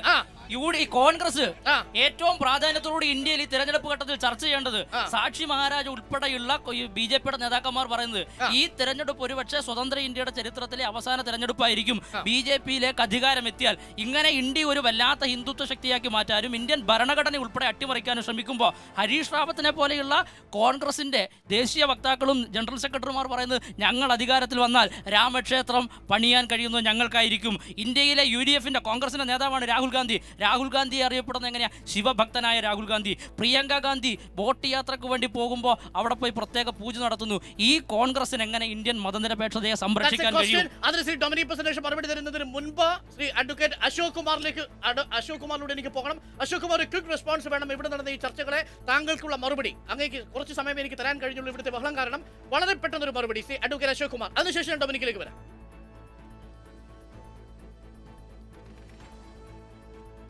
അതായത് കോൺഗ്രസിന്റെ ആള് കോൺഗ്രസിനെ തിരിച്ചു കൊണ്ടുവരുമെന്ന് പറയുമ്പോൾ രാജയെ തിരിച്ചു കൊണ്ടുവരാമെന്നാണ് ഉദ്ദേശിക്കുന്നത്. തമിഴ്നാട്ടിൽ ലാലു പ്രസാദിനെയാണ് അവർ തിരിച്ചു കൊണ്ടുവരാൻ ഉദ്ദേശിക്കുന്നത്.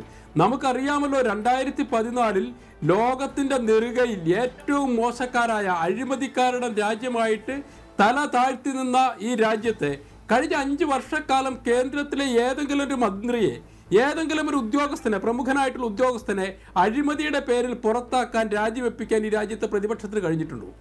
അങ്ങനെ ഉണ്ടായ ഒരു സാഹചര്യമുണ്ട്. പിന്നെ ഇവർ മഹാഗഡ്ബന്ധൻ എന്ന് പറയുന്നു. മഹാഗഡ്ബന്ധൻ എന്ന് പറഞ്ഞു കൊണ്ടുവരുമ്പോൾ ഒരു സ്ഥലത്തും പച്ച തൊടാൻ പറ്റുന്ന സാഹചര്യം കോൺഗ്രസിനില്ല. മറ്റൊരു കാര്യം ആര് കൊണ്ട് ബിജെപിയുടെ വക്താവിനോടുള്ള ഒരു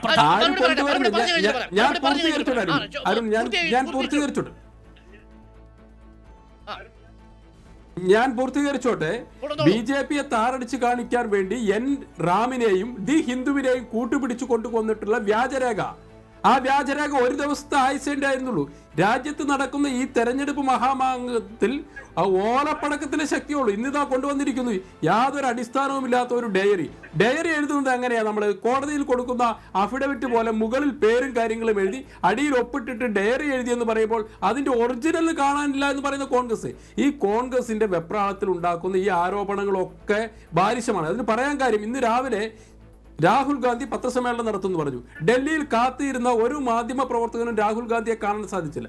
അവസാനം സുർജേവാല വന്നിട്ട് ഈ പേപ്പർ എടുത്ത് കാണിച്ചിട്ട് തിരിച്ചുപോയി. അതിന് 24 മണിക്കൂറത്തെ ആയുസുള്ളൂ. അതുകൊണ്ടാണ് ഞങ്ങൾ അതിനെ സംബന്ധിച്ച് ഞങ്ങൾ തെളിവൊന്നും ചോദിക്കുന്നത്. എല്ലാ കാര്യത്തിലും തെളിവ് വേണമെന്നാണ് കോൺഗ്രസ്. ഒരു ക്വിക്ക് മറുപടി. ഇവിടെ ഈ സഖാവ് ചോദിച്ച ചോദ്യത്തിനും ഒരു മറുപടി. എന്തായിരുന്നു അങ്ങ് ചോദിച്ച ചോദ്യം? ഹരീഷ് റാവത്തിനെ പോലെയുള്ളവർ, പ്രിയങ്ക ഗാന്ധിയെ പോലെ സോഫ്റ്റ് ഹിന്ദുത്വ കാർഡ് പ്ലേ ചെയ്യുന്നുണ്ടോ കോൺഗ്രസ് ഈ തെരഞ്ഞെടുപ്പിൽ? അങ്ങനെയെങ്കിൽ നിങ്ങളും ബിജെപിയും തമ്മിൽ എന്ത് വ്യത്യാസം? ഒരിക്കലുമില്ല. ഞങ്ങളുടെ മതേതരത്വം എന്നുള്ളത് CPM-ന്റെ വരെ കമ്മ്യൂണിസ്റ്റ് പാർട്ടി മതവിരോധമല്ല. അവർക്കും മതമില്ല. പക്ഷെ ഞങ്ങൾ വിശ്വാസികളാണ്. ഞങ്ങൾ ഇന്ത്യയിലെ എല്ലാ അംഗീകരിക്കുന്നവരാണ്. ഞങ്ങളുടെ മതേതരത്വം എന്ന് പറയുന്നത് എല്ലാ വിശ്വാസങ്ങളെ ഒരുമിച്ച് കൊണ്ടുപോകുന്ന മതേതരത്വമാണ്. LDF-ന്റെ കമ്മ്യൂണിസ്റ്റ് പാർട്ടി അതല്ല. അവരെ മതമില്ലാത്ത രീതിയിൽ എത്തിസ്റ്റുകളാണ് പലരും, വിശ്വാസമില്ലാത്തവരാണ്. ആ ഒരു വ്യത്യാസമുണ്ട്. ഞങ്ങൾ വിശ്വസിക്കുന്നത് എല്ലാ മതവിശ്വാസികൾക്കും ഇന്ത്യയിൽ ജീവിക്കാൻ കഴിയുന്ന സാഹചര്യം ഉണ്ടാക്കിയെടുക്കണം. അതാണ് ഇന്ത്യൻ നാഷണൽ കോൺഗ്രസ് ഇന്ത്യ ഭരിച്ചപ്പോൾ നടത്തിയെടുത്തത്. BJP ആണ് ആ സോഷ്യൽ ഫാബ്രിക് തകർക്കാനുള്ള ശ്രമം. അല്ല സാർ, സി ദിവാകരൻ പോയ സമയത്ത് പൂജ നടത്തിയല്ലോ അമ്പലത്തിൽ. എന്തിനായിരുന്നു സി ദിവാകരൻ തിരുവനന്തപുരത്ത് വോട്ട് പിടിക്കാൻ പോകുന്ന സമയത്ത് എന്തിനായിരുന്നു അമ്പലത്തിൽ പോയി പൂജ നടത്തുന്നത്? ഈ പറയുന്ന പോലെ ഞങ്ങളുടെ യഥാർത്ഥ പ്രശ്നം ഈ പറയുന്ന സി ദിവാകരന്റെ പ്രശ്നം മറ്റൊന്നുമല്ല. ഞങ്ങൾ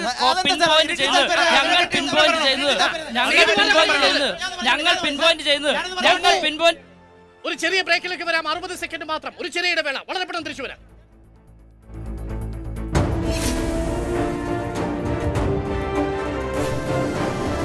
This is 24 from Flowers.